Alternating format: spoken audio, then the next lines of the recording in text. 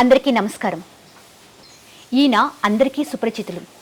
తెలుగు రాష్ట్ర ప్రజలకు తెలుగు భాష అంటే ఇష్టపడే ప్రతి ఒక్కరికి ఈయన ప్రవచనాలంటే చెవి కోసుకుంటారు అని చెప్పడంలో ఏ మాత్రం సందేహం లేదు. ఆయన పంచాంగం గురించి మొదలు పెడితే అదే రాశుల గురించి చెబుతూ ఉంటే మా రాశి ఏది, మా రాశి ఎప్పుడొస్తుంది అని ఆలోచిస్తారు.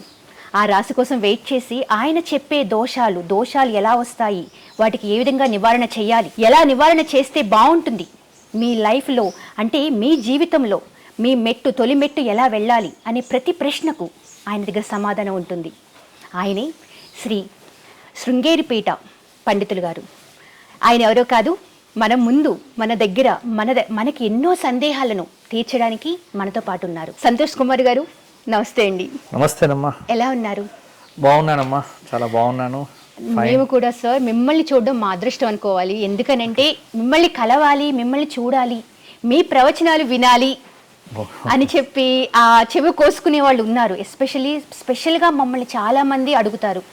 ఆ సార్ మాట్లాడుతుంటే, ఆయన ప్రవచనాలు వింటుంటే మాకు టైం అనేది తెలియదు, అలా గడిచిపోతూ ఉంటుంది. ఆయన ధర్మం అంటే ఒక ధర్మ పాలనలో వెళ్తూ ఉంటారు. ఇవాళ రేపు చాలా మంది వస్తున్నారు స్వామీజీలు.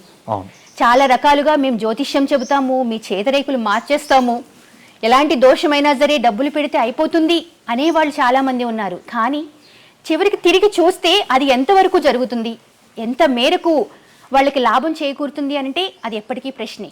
అవునమ్మా. దానికి మీరేం చెప్తారు స్వామి? చాలా సంతోషం అమ్మా. ఎందుకంటే ముఖ్యంగా మేము ఒక మాట మాట్లాడాలి అంటే దానికి శాస్త్ర ప్రమాణం ఉండాలి. మాలాంటి వ్యక్తుల మీద బాధ్యత చాలా ఎక్కువగా ఉంటుంది. మా గురువు గారు మల్లాది చంద్రశేఖర శాస్త్రి గారు ఎప్పుడు ఒక మాట చెప్తుండేవారు. మనం ధర్మం కోసం ఏం చెయ్యాలి గురువు గారు అంటే ఆయన ఎప్పుడు మాతో అనేవారు, అరే మనం ధర్మం కోసం ఏదో చెయ్యాల్సిన పని లేదు, మనలాంటి వాళ్ళు ధర్మాన్ని పాడు చేయకుండా ఉంటే చాలు, ధర్మం బాగానే ఉంటుంది అన్నారు. అది చాలా విలువైనటువంటి మాట. ఈ మధ్యకాలంలో చాలామంది ఈ సామాజిక మాధ్యమాల్లో, ముఖ్యంగా యూట్యూబ్ వీడియోస్లో ఎవరికి తోచినట్టుగా వారు చెబుతూ శాస్త్ర ప్రమాణం ఉండదు, ప్రమేయ బుద్ధి ఉండదు, ఆస్తిక్య బుద్ధి ఉండదు, నోటికి ఏది పడితే అది మాట్లాడటం. తద్వారా నష్టం ఎవరికి జరుగుతోంది అంటే హిందూ ధర్మానికి నష్టం జరుగుతోంది. అంటే మన కన్న తల్లిని మనమే చంపుకుంటున్నాం అని అనుకోవాలి. మన ధర్మాన్ని మనం స్థాపన చేయటం కోసం మనం ఏదో కొత్తగా, ఎందుకంటే ధర్మాన్ని కాపాడటం కోసం ఈ జగత్తులో ఆదిశంకర భగవత్పాదుల వారు అవతరించారు. వారు చతురామ్నాయ పీఠాలు పెట్టారు. ఆ చతురామ్నాయ పీఠముల యందు శృంగేరి పీఠం ఉంది, పూరీ పీఠం ఉంది, అదేవిధంగా ద్వారక, బదరి. ఆ పీఠాధీశ్వరులు ధర్మాన్ని కాపాడటం కోసం వారి కంకణబద్ధులై ఉన్నారు. వారి యొక్క ఆదేశాలు ఇప్పుడు మేమంతా కూడా, నేను శృంగేరి శారదా పీఠానికి ఆస్థాన పండితుణ్ణి. మా జగద్గురువులు ఏది చెబితే అది మాకు ప్రమాణం, అది ఆచరణీయం, అది ఆచరిస్తాము. కాబట్టి ఈ మధ్యకాలంలో చాలా వరకు అవాస్తవాలు, కొన్ని జరక్కపోవటాలు, తద్వారా ఏమైపోతోందంటే శాస్త్రము మీద నమ్మకం పోతోంది. ఇదే అదను చూసుకొని మిగతా మతాల వారు ఎవరైతే ఉన్నారో, ఈ ఎడారి మతాలు ఉన్నాయి కదా, ఈ ఎడారి మతాల వారంతా ఆకర్షించటానికి ప్రయత్నం చేస్తున్నారు. కాబట్టి ఇక్కడ నేను తప్పు పడుతున్నది ఎవరిని అంటే, ముస్లిములను నేను తప్పు పట్టట్లే, క్రిస్టియన్స్ని నేను తప్పు పట్టట్లే, వారెవ్వరిని నేను కౌంటర్ చెయ్యట్లే. ఎందుకంటే వారు అదను చూసి, సమయం చూసి, ఎప్పుడు కూడా పులి సమయం కోసం ఎదురు చూస్తూ ఉంటుంది, వేటాడడం కోసం. సమయం ఇవ్వకూడదు. అలాగే ఇక్కడ హిందూ ధర్మంలో ఉన్నటువంటి, హిందూ ధర్మాన్ని ఆచరించేటువంటి వ్యక్తులు చేస్తున్నటువంటి లోపాల వల్ల ఇతర మతాల వారు మన మీద విమర్శలు చేయటానికి చాలా ఆస్కారాన్ని ఈ ధర్మంలో ఉన్నటువంటి వ్యక్తులే కలిగిస్తున్నారు. ఇది చాలా బాధ నాకు. కాబట్టి ఇప్పుడు జ్యోతిష్ శాస్త్రం ఉంది. జ్యోతిష్ శాస్త్రం అంటే కేవలం ఈ రోజున ఏమైపోయింది అంటే, యూట్యూబ్ మాధ్యమంలో జ్యోతిష్ శాస్త్రం అంటే కేవలంగా ఫలితాలు చెప్పడం మాత్రమే. కానీ జ్యోతిష్ శాస్త్రం అంటే వ్యవసాయం ఎప్పుడు చెయ్యాలి, విత్తనాలు ఎప్పుడు నాటాలి, వర్షాలు ఎప్పుడు వస్తాయి, వాతావరణ శాఖ చేయలేనటువంటి పనిని పంచాంగం చెప్తుంది. పంచాంగంలో ఈ కార్తె మొదలవుతుంది, మృగశిరా కార్తె, ఆర్ద్ర కార్తె, ఏ కార్తెలో ఏ విత్తనం పెట్టాలి, భూమికి ఎప్పుడు శక్తి వస్తోంది, ఇవన్నీ పంచాంగంలో ఉంటాయి. అంటే ఇవాళ రైతులకు ఉపయోగపడేటువంటి పంచాంగాన్ని ఎవరు చెప్పట్లే. అవును, జ్యోతిష్యం అంటే ఫలానా సెలబ్రిటీ గురించి మాట్లాడాలి, జ్యోతిష్యం అంటేనే సెలబ్రిటీ అయిపోయింది. సో అది చేశారు, వ్యక్తులు చేస్తున్న పొరపాటు. పొరపాటు ఇవాళ ఏమైపోయింది అంటే వ్యక్తి చేస్తున్న పొరపాట్లు వ్యవస్థ మీద పడుతోంది, మన ధర్మం మీద పడుతోంది. అందులో ఒక జ్యోతిష్యంలో చాలా ఫలిత భాగం ఉంటుంది, తర్వాత గ్రహణ భాగం ఉంటుంది, సిద్ధాంత భాగం ఉంటుంది. చాలా అంటే జ్యోతిష్యం అనేటువంటిది ఒక పెద్ద విభాగం, ఒక పెద్ద సముద్రం. సముద్రంలో కేవలం ఒకే ఒక్క భాగం. ఇప్పుడు ఫలితం చెప్పాలి అంటే నేను ఉన్నాను అనుకోండి, ఏ రాజకీయ నాయకుడి గురించి కానీ లేకపోతే ఏ సెలబ్రిటీ గురించో వారి జాతకం తీసుకొని విశ్లేషణ చేస్తున్నప్పుడు, నేను ఆ కుండలిని పరిశీలన చేస్తున్నప్పుడు నా కంటికి, నా బుద్ధికి, నా మేధస్సుకు, నా శాస్త్ర పరిజ్ఞానానికి ఏదైతే గోచరిస్తూ ఉన్నదో అది నేను చెప్పగలుగుతా. అవును, అక్కడ బాగా కొన్ని చెప్పినవి నిజమవుతాయి. ఎందుకు అంటే నిజమవుతున్నది దేని వల్ల? ఉపాసన వల్ల, మేము చేస్తున్న ఆరాధన వల్ల. ఇది మా శక్తి కాదు, మేము చేస్తున్న ఆరాధన, ఉపాసన సరస్వతీదేవి యొక్క కటాక్షం. అవును. కాబట్టి కొన్ని విషయాలు చెప్పేసేసి ఇది సత్యమైతే ఇది నా గొప్పతనము అని అనుకుంటే అంతకంటే తప్పు ఇంకొకటి లేదు. మనది కాదు ఇది, ఇదంతా కూడా. అందుకే భాగవతం రాసినటువంటి పోతనామాత్యులంతటి గొప్ప పండితుడు క్రెడిట్ తన మీద వేసుకోలేదమ్మా. పలికెడిది భాగవతమట, పలికించడివాడు రామభద్రుండట, పలికెదనే భవహర మగునట, పలికెద వేరుండుగాధ పలుకగనేలా. ఎవరి మీద వేసుకున్నాడు కర్తృత్వం? రామభద్రుడి మీద వేశాడు. నేను భాగవతం రాస్తున్నాను, నేను చెబుతున్నాను, నేను ఏది చెబితే అది సత్యం అవుతుంది, నేను ఏది మాట్లాడితే అది నిజం అవుతుంది. ఇది అహంకారం, ఇది దుర్మార్గం. తస్మాత్ శాస్త్రం ప్రమాణంతే. ఈ మధ్య కాలంలో వ్యక్తులు చేస్తున్నటువంటి పొరపాట్ల వల్ల శాస్త్రమును అపహాస్యం చేస్తూ చాలా మంది మాట్లాడుతూ ఉన్నారు. దానికి తోడు కొన్ని సామాజిక మాధ్యమాల్లో కూడా ఈ తరమైనటువంటి ఈ సంబంధమైనటువంటి విషయముల మీద కొంత ప్రాచుర్యం అనేటువంటిది జరుగుతోంది. నేను ఒక్కటి మాత్రం చెప్పగలనమ్మా, మీకైనా అందరికైనా ఒకటి మాత్రం నేను చెబుతాను. మన వ్యక్తిగత స్వార్థం కోసం, మాకేదో యూట్యూబ్లో 1 మిలియన్ వ్యూస్ 2 మిలియన్ వ్యూస్ రావటం కోసం ధర్మాన్ని పణంగా పెట్టకూడదు, ధర్మాన్ని పాడు చేయకూడదు. వీలైతే సత్యాన్ని ప్రతిపాదన చెయ్యి, తద్వారా నువ్వు ఎదుగుతావు, ధర్మము పెరుగుతుంది. మనం ఈ భూమి మీద నుండి వెళ్ళిపోయే రోజు నాడు భూమికి ఎంతో కొంత ఇచ్చి వెళ్ళిపోవాలి. నేచర్కు మంచి పొందుతావు. కానీ నువ్వు బ్రతికున్నంత కాలం నేను చెడిస్తా అంటే ఏమవుతుంది? చెడే పొందుతావు. కావున మనం చనిపోయే రోజున మన గుండె మీద చేయి వేసుకున్నప్పుడు ఆత్మసంతృప్తితో నేను వెళ్ళిపోతున్నాను, నేను ఈ ధర్మానికి ఎక్కడా కూడా అధర్మం కలిగించలేదు అనే సంతృప్తితో శరీరాన్ని విడవగలిగితే చాలు.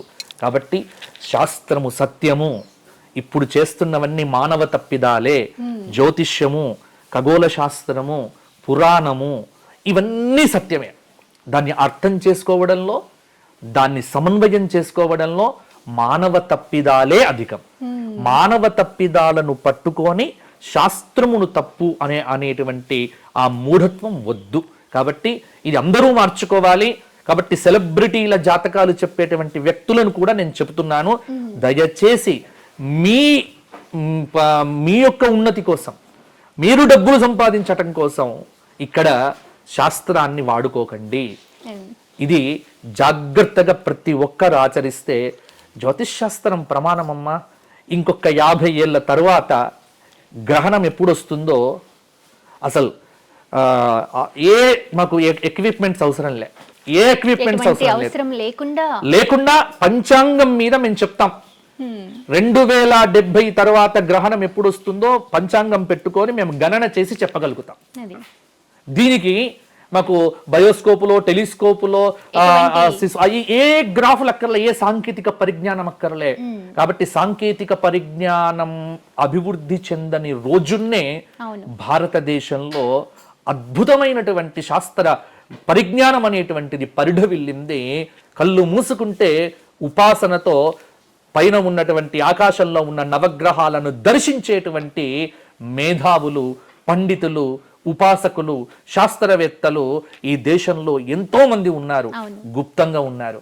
కాబట్టి వారందరినీ దృష్టిలో పెట్టుకొని శాస్త్రాన్ని బలపరచాలి, శాస్త్ర మర్యాదను కాపాడాలి, శాస్త్ర విజ్ఞానాన్ని 10 మందికి పంచే ప్రయత్నం చేస్తే అంతా బాగుంటుంది, మనము బాగుంటాం. అవును. అలాగే గురువుగారు, ఈ మధ్య కాలంలో అయోధ్య రామయ్య ఆల్మోస్ట్ అంటే 500 సంవత్సరాల నుంచి పోరాడుతూ ఎన్నో యుద్ధాలతో చివరికి అయోధ్యని దక్కించుకున్నాం. ఆ రాముణ్ణి ఇప్పుడు మనం దర్శించుకోబోతున్నాం. సో దాని గురించి, దాని ప్రత్యేకత చెప్తారా? ఇది ఒక అద్భుతం అమ్మా. అంటే నేనైతే వ్యక్తిగతంగా ప్రతిరోజు పొద్దున్నే అనుకుంటూ ఉంటా, నా కళ, నాకు ఇప్పుడు వయస్సు 47 సంవత్సరాలు. ఈ 47 సంవత్సరాల వయస్సులో నేను ఎప్పుడు అనుకునేవాడిని, ఎందుకంటే నా చిన్నతనంలో 1992లో కరసేవ జరిగి అప్పుడు నీలమట్టం చేశారు. అదో పెద్ద వివాదం. డిసెంబర్ 6వ తారీఖు బ్లాక్ డే అని చాలా వివాదాలు, ఎన్నో వందల మంది చనిపోయారు. శవాలు గుట్టలుగా అయోధ్యలో పడి ఉన్నాయి. ఆ పేపర్లు అవన్నీ ఇప్పటికీ నాకు గుర్తుకొస్తూ ఉంటాయి. ఆ రోజుల్లో ఈ సామాజిక మాధ్యమాలు లేవు కదా. నేను చాలా అనుకునేవాడిని, అయోధ్య, మధుర, మాయా, కాశీ, కాంచి, అవంతిక, పురి, ద్వారవతి చైవ సప్తైతే మోక్షదాయక. 7 మోక్షధామముల్లో ఒకటైనటువంటి మొట్టమొదటిది అయోధ్య కదా. మరి అయోధ్యలోనే రామచంద్రమూర్తికే అక్కడ ఆలయం లేకపోతే ఈ దేశం ఏమిటి, మనమేమిటి, ఈ 100 కోట్ల హిందువులు ఏం చేస్తున్నారు, ఎక్కడికి వెళ్తోంది మన రాజ్యం ఏమిటి, రోజు మధున పడేవాడిని నా జీవితంలో నేను చూస్తాను అని ఏనాడు అనుకోలే. నేను జీవించి ఉండగా అయోధ్య రాముడి యొక్క ప్రతిష్టాపన జరుగుతుంది అని నేను అనుకోలేదు. అది ఇప్పుడు జరిగింది.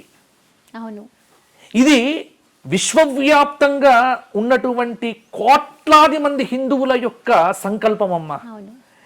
ఇది భారతదేశానికి పండుగ కాదు. జనవరి 22వ తేదీ అనేటువంటిది ప్రపంచవ్యాప్తంగా ఉన్నటువంటి 800 కోట్లకు పైగా ఉన్న జనాభా పండుగ చేసుకోవాలి. ఎందుకంటే అక్కడ కడుతున్నటువంటిది రామాలయం కాదు, అక్కడ మానవుడికి ఆలయం కడుతున్నారు.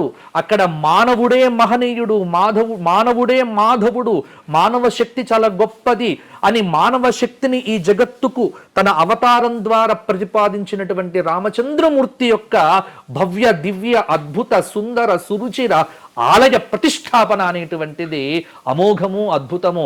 అది తలుచుకున్నప్పుడల్లా నా రోమాలు లేచి నిలబడుతున్నాయి.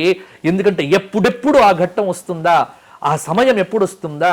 ఎందుకంటే 54 అంగుళాల సుందర సురుచిర నవనీత కోమల శ్యామల సుందర వదనారవింద సౌందర్య సాకేత అద్భుత రామచంద్రమూర్తి విగ్రహాన్ని అరుణ్ భట్టాచార్య అనేటువంటి అతడు, కర్ణాటకకు చెందినటువంటి అతడు సిద్ధం చేశాడు.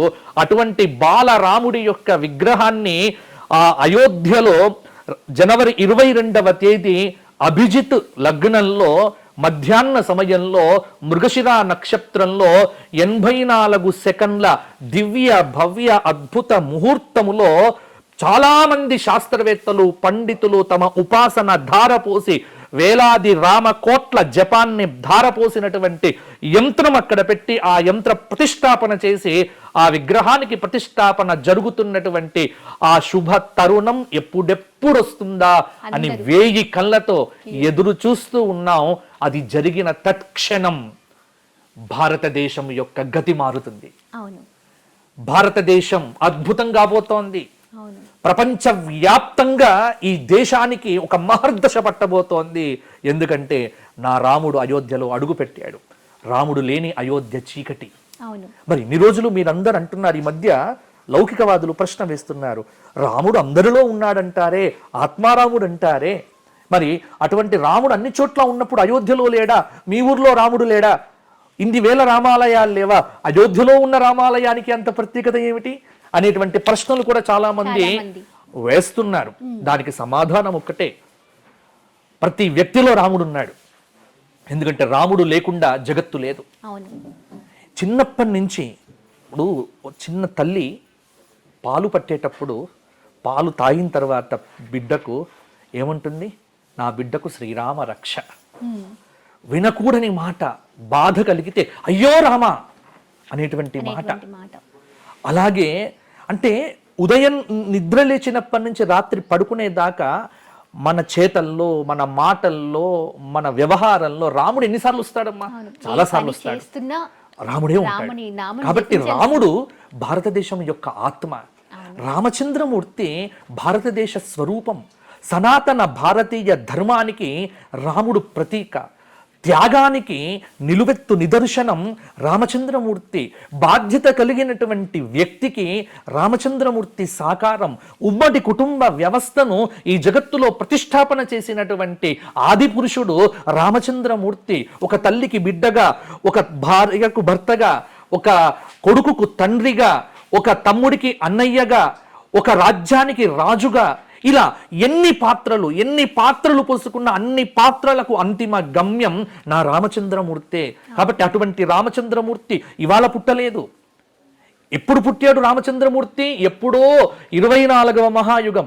24వ మహాయుగంలో, త్రేతాయుగంలో, విలంబినామ సంవత్సరంలో, ఆ చైత్రమాస శుక్లపక్ష నవమి మధ్యాహ్నం కర్కాటక లగ్నంలో అదితి దేవతాకమైన పునర్వసు నక్షత్రంలో రామచంద్రమూర్తి అవతరించి ఇవాళటికి దాదాపుగా, అంటే ఈ శ్వేతవరాహ కల్పానికి సంబంధించిన లెక్కలు కనుక చూసుకున్నట్లయితే ఇది 28వ మహాయుగం. 4 మహాయుగాల క్రితం రాముడు అవతరించాడు. 4 మహాయుగాల క్రితం అవతరించినటువంటి రాముడు ఆధునిక లెక్కల ప్రకారం, శాస్త్ర ప్రకారం, వాల్మీకి రామాయణ ప్రకారంగా కనుక మనం చూసుకున్నట్లయితే 1,87,00,000 చిల్లర సంవత్సరాల క్రితం రామచంద్రమూర్తి అయోధ్య పట్టణంలో అవతరించినట్టుగా అనేక ఆధారాలు మనకు కనిపిస్తున్నాయే.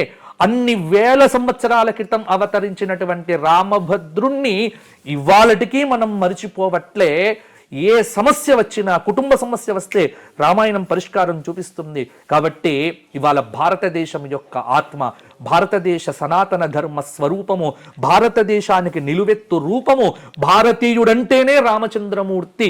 అటువంటి రాముడు పుట్టినటువంటి అయోధ్యలో రాముడికి ఆలయం లేకపోవడం ఏంటమ్మా?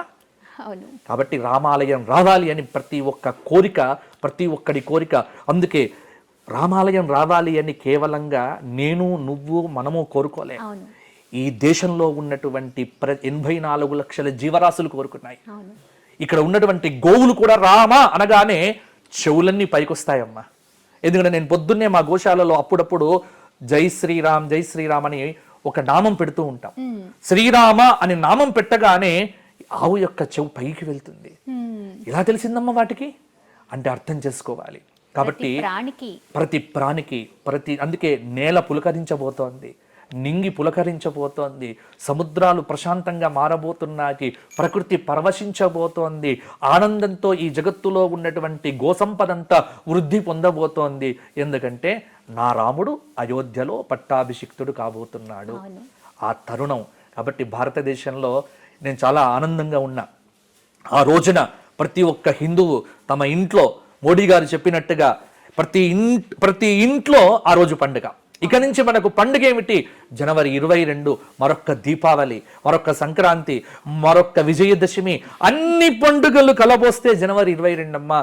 కాబట్టి ఇండ్లంతా అలంకారం చేసుకోండి, ముగ్గులతో అలంకారం చెయ్యండి, రామచంద్రమూర్తి విగ్రహానికి చక్కగా ఆవు నెయ్యితో దీపం పెట్టండి, అందరు కలిసి రామరక్షా స్తోత్ర పారాయణం చెయ్యండి, అందరు కలిసి సాయంత్రం ఇంటిల్లిపాది కలిసి మొత్తం మంది కలిసి హనుమాన్ చాలీసా పారాయణం చెయ్యండి, మీ ఇంటి మీద హనుమత ధ్వజాన్ని ప్రతిష్టాపన చెయ్యండి, ఇంటి ముందు శ్రీరామ జయ రామ జయ జయ రామ అనేటువంటి అక్షరాలు లిఖించండి, ఇంటి గుమ్మం పైన శ్రీరామ రక్ష అని రాసి పెట్టండి. మీ గృహం మారుతుంది, మీ నడక మారుతుంది, మీ వ్యవస్థ మారుతుంది, మీ దశ మారుతుంది, మీ దిశ మారుతుంది. అన్నీ మార్చగలిగినటువంటి నా రామచంద్రమూర్తి అయోధ్యలోకి రావడమే తరువాయి. కాబట్టి ఎదురు చూస్తున్నాం, ఇంకా నిరీక్షిస్తున్నాం ఆ తరుణం. అయితే మేమందరం అయోధ్యకి వెళ్తాం. ఇప్పుడు నాకు కూడా ఆహ్వానం అయోధ్యకు రావాలని ఉంది, ఓకే. కానీ వెళ్ళట్లే. ఎందుకంటే అందరూ అయోధ్యకు వెళ్తే ఎలా అమ్మా? మన ఊర్లో ఎవరు చేస్తారు ఉత్సవాలు? అవును. కాబట్టి అయోధ్యకు వెళ్ళడమే అందరూ ప్రతివాడు నేను అయోధ్యకు వెళ్ళొద్దు అయోధ్యకు ఎవరు. ఎందుకంటే అయోధ్యలో ఆ రోజున 4,000 మంది పీఠాధిపతులు, 4,000 మంది సన్యాసులు, మోడీ గారు అందరూ చేస్తున్నారు. మనమంతా ఏం చేద్దాం? మనమంతా అయోధ్యకు వెళ్ళాల్సిన పని లేదు, మన ఊరే అయోధ్య చేసుకుందాం, మన ఇల్లే రాముడి యొక్క నిలయం చేసుకుందాం, మన మనస్సే రామాలయంగా మార్చివేద్దాం, మన గృహమే రాముడి యొక్క గృహంగా మార్చేద్దాం, తర్వాత వెళ్దాం.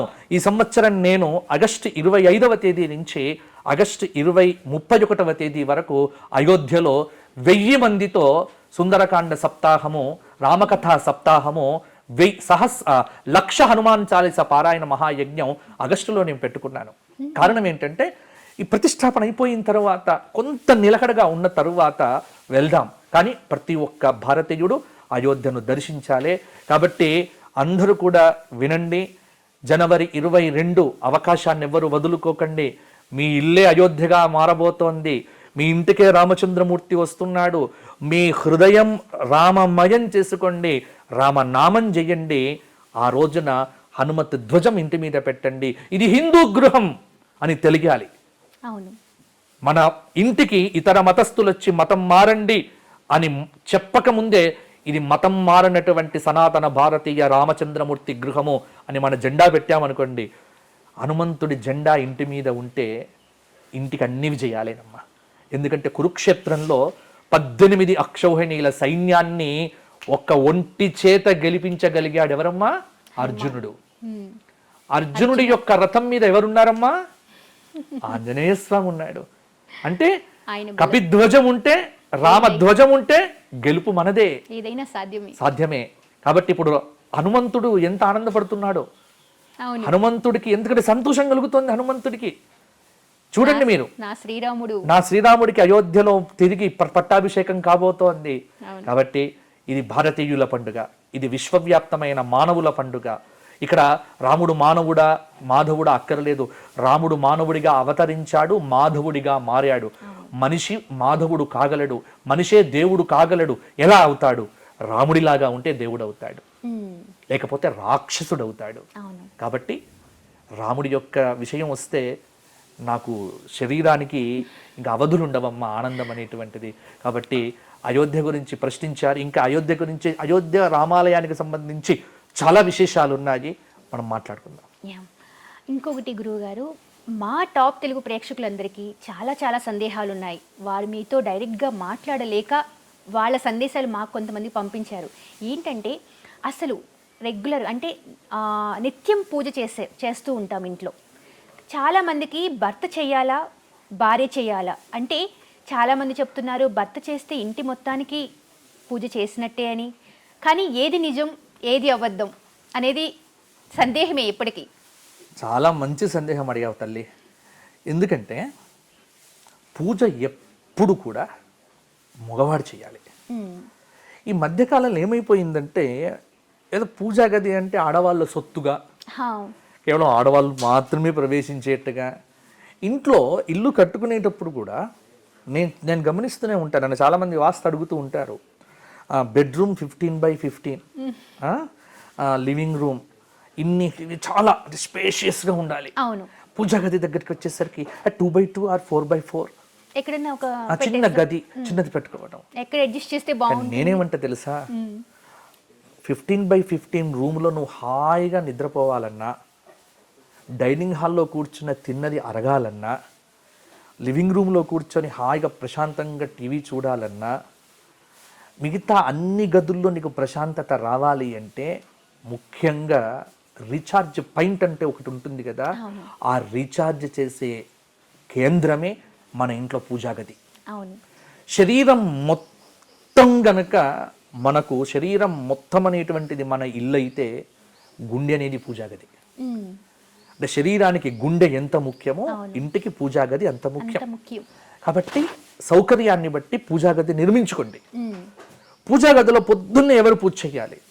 ఇంటి యజమాని చేయాలి. ఆడవారు సాధారణంగా ఇప్పుడు ఆడవారికి చాలా మంది ఆడవాళ్ళు పూజలు చేసేటువంటి సంప్రదాయం ఎక్కువ మంది ఆడవాళ్ళే చేస్తారు. మొదటి దీపం ఇంట్లో ఆడవాళ్ళు వెలిగించాలి కాదు కాదు, ఇంటి దీపం మొట్టమొదలు మగవాడు వెలిగించాలి. పూజ మొట్టమొదలు మగవాడు చెయ్యాలి. ఆ పూజకు కావాల్సిన ఏర్పాట్లన్నీ ఈవిడ చూడాలి. అవును. అంతేకాని ఇప్పుడు ఈవిడ స్వతంత్రంగా పూజ చేయడం, ఈవిడ ఎక్కడ పూజ చేయాలి?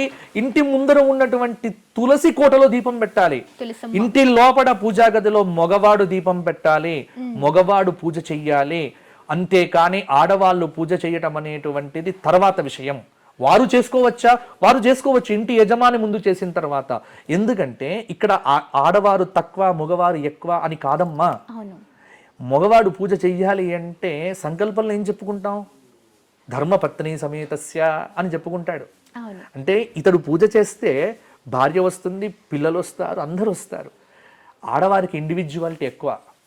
అసలు ఆడవాళ్ళు పూజ చేస్తే భర్త పేరు తలుచుకోవాల్సిన పనిలే. అసలు భర్త పేరు చెప్పుకోకుండా చాలు పూజ చేయొచ్చు. కానీ మగవాడు పూజ చేయాలంటే మాత్రం ఈవిడ పేరు చెప్పుకోకుండా పూజ చేయడానికి తన అధికారం లేదు. కాబట్టి పూజ ఎప్పుడు, అందుకే నేనేమంటా అంటే ఇంట్లో ఆడవాళ్ళు భర్తలను ప్రోత్సహించాలి, మీరు పూజ చేయండి అని. ఏముంది, స్నానం చేసి ఓ మంచి గుడ్డ కట్టుకొని చక్కగా పూజా గదికి వెళ్ళి దీపారాధన చేసి కొన్ని స్తోత్ర పారాయణాలు చేసి, ఏదైనా ఆదిత్య హృదయం లేకుంటే గణపతి స్తోత్ర పారాయణం చేసి ఒక 10 నిమిషాలు, నీకేవి రావు, శ్రీరామ్ జయ రామ్ జయ జయ రామ్ ఒక నామం చేసి, ఒక దీపారాధన చేసి, ఓ అరటిపండో ఏదన్నా ఒక జీడిపప్పో ఏదో ఇంత నైవేద్యం పెట్టి నమస్కారం చేస్తే చాలదా అమ్మ పూజ? అది సరిపోదా?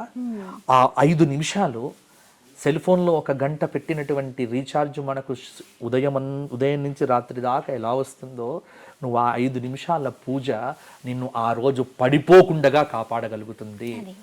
కానీ వాట్సాప్ చూసే సమయం ఉంటుంది, ఫేస్బుక్ చేసే టైం ఉంటుంది, ట్విట్టర్లో మెసేజ్ చేసే టైం ఉంటుంది, పేపర్ చూసే టైం ఉంటుంది, అంతా టైం ఉంటుంది. కానీ పూజా గదిలోకి వెళ్ళే టైం ఉండదు. మాకు ఇంట్రెస్ట్ లేదు.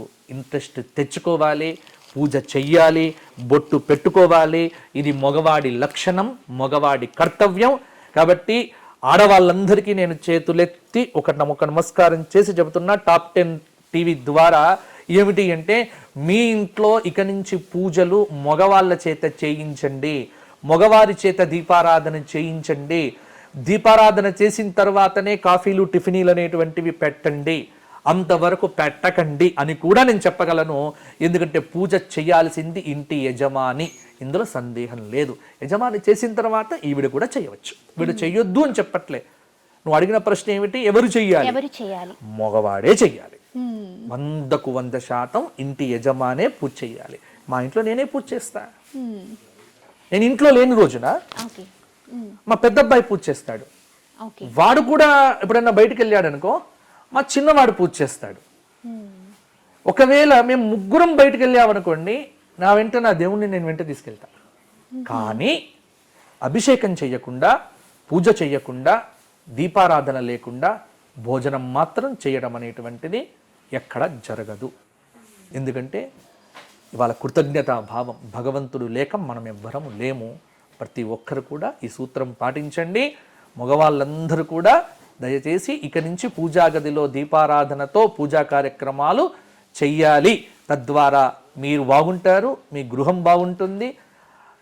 ఎవరి దగ్గరికి పొద్దున లేస్తే జ్యోతిష్కుడి దగ్గరికి పరిగెత్తడం, డాక్టర్ దగ్గరికి పరిగెత్తడం, లాయర్ దగ్గరికి పరిగెత్తడం, పోలీస్ దగ్గరికి పరిగెత్తడం లేకుండా చూసుకోవాలి.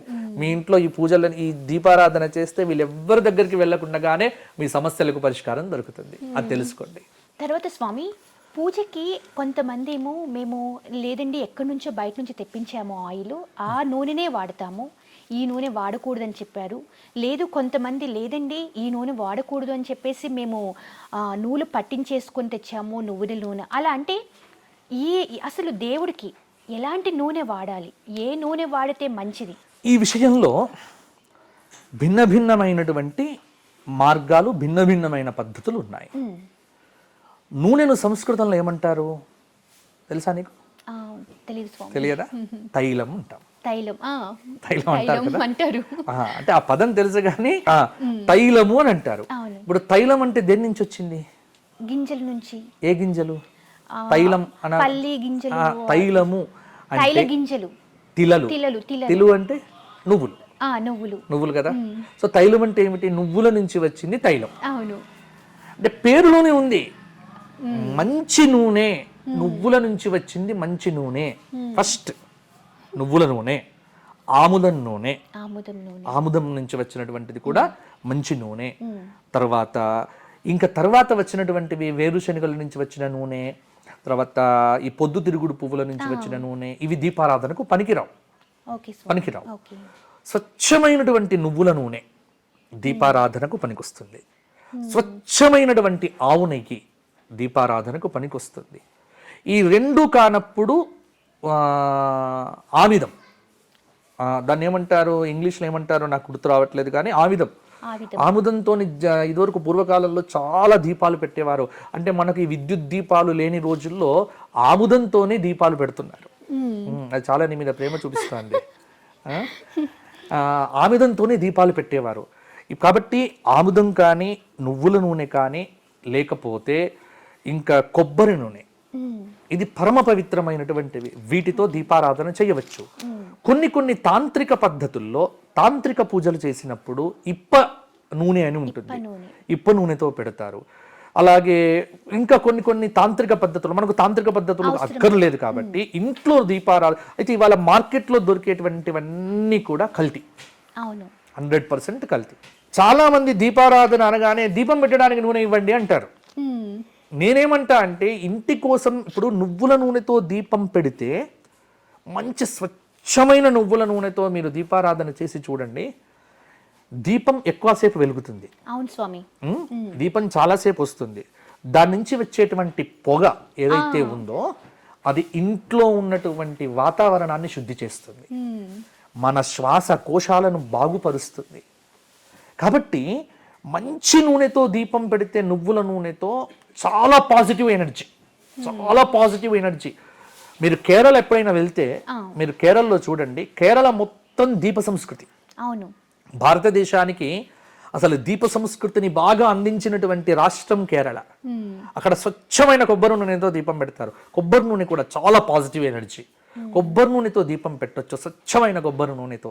స్వచ్ఛమైనటువంటి నువ్వులను పట్టించి, నువ్వులను ఆడించి, గానుగతో చక్కగా దీపారాధనకు.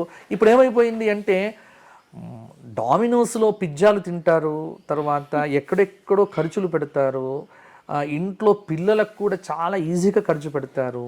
కానీ ఇంట్లో దీపారాధనకు వాడేటువంటి నూనె మాత్రం 150 రూపాయల్లో కావాలనుకుంటారు. ఎలానమ్మా? ఇంట్లో నూనె, దీపారాధన చాలా ముఖ్యం. ఇంటికి దీపం ఎందుకంటే ప్రాణశక్తినిస్తుంది. కాబట్టి అక్కడ మీరు ఎప్పుడు కూడా పిసినారితనాన్ని పెట్టకండి. మంచి నువ్వుల నూనెనే మార్కెట్లోంచి కొని తెచ్చుకోండి. తద్వారా మీ ఇంట్లో చాలా మార్పులు వస్తాయి. ఉదయం సాయంత్రం ఎప్పుడు దీపం వెలుగుతూ ఉండాలి ఇంటికి. సంధ్యా దీపం సాయంత్రం, ఉదయకాల దీపం. మగవాడు పొద్దున్న లేవగానే దీపం పెట్టాలి. లేకపోతే స్వచ్ఛమైన ఆవు నెయ్యి ఉన్నదనుకోండి, ఆవు నెయ్యితో దీపం పెడితే ఎంత ఎనర్జీ తెలుసా? ఇప్పుడు నేను మా ఇంట్లో, ఎందుకంటే మా ఆవుల నుంచి తీసినటువంటి స్వచ్ఛమైనటువంటి నెయ్యి, ఎప్పుడో ఆ నెయ్యితో దీపం పెట్టిన రోజున వాతావరణమే వేరుంటుంది ఇంట్లో. అలాగే స్వచ్ఛమైన నువ్వుల నూనెతో దీపారాధన చేసినప్పుడు ఎనర్జీ లెవెల్స్ వేరుంటాయి, మీరు ఫీల్ కావచ్చు. అంతేగాని కొవ్వొత్తులతో కొవ్వు కరిగించి ఈ లోకంలో చెత్త నూనెలు, ఇక కొంతమంది నవరత్న తైలాలని, మూలికా తైలాలని ఈ మధ్యకాలంలో స్వామి దేవుడికి ఇక ఒక చిన్న వేపర్ అంటించేస్తారు దాని మీద, దేవుడి నూనె అని చెప్పేసి దాని మీద రకరకాల పేర్లు పెట్టేస్తున్నారు. చాలా తప్పమ్మా. ఎందుకంటే పొద్దుతిరుగుడు నూనెతో దీపం పెట్టొద్దు. సన్ఫ్లవర్ ఆయిల్ దీపానికి పనికిరాదు. ఎక్కడ శాస్త్రంలో లేదే.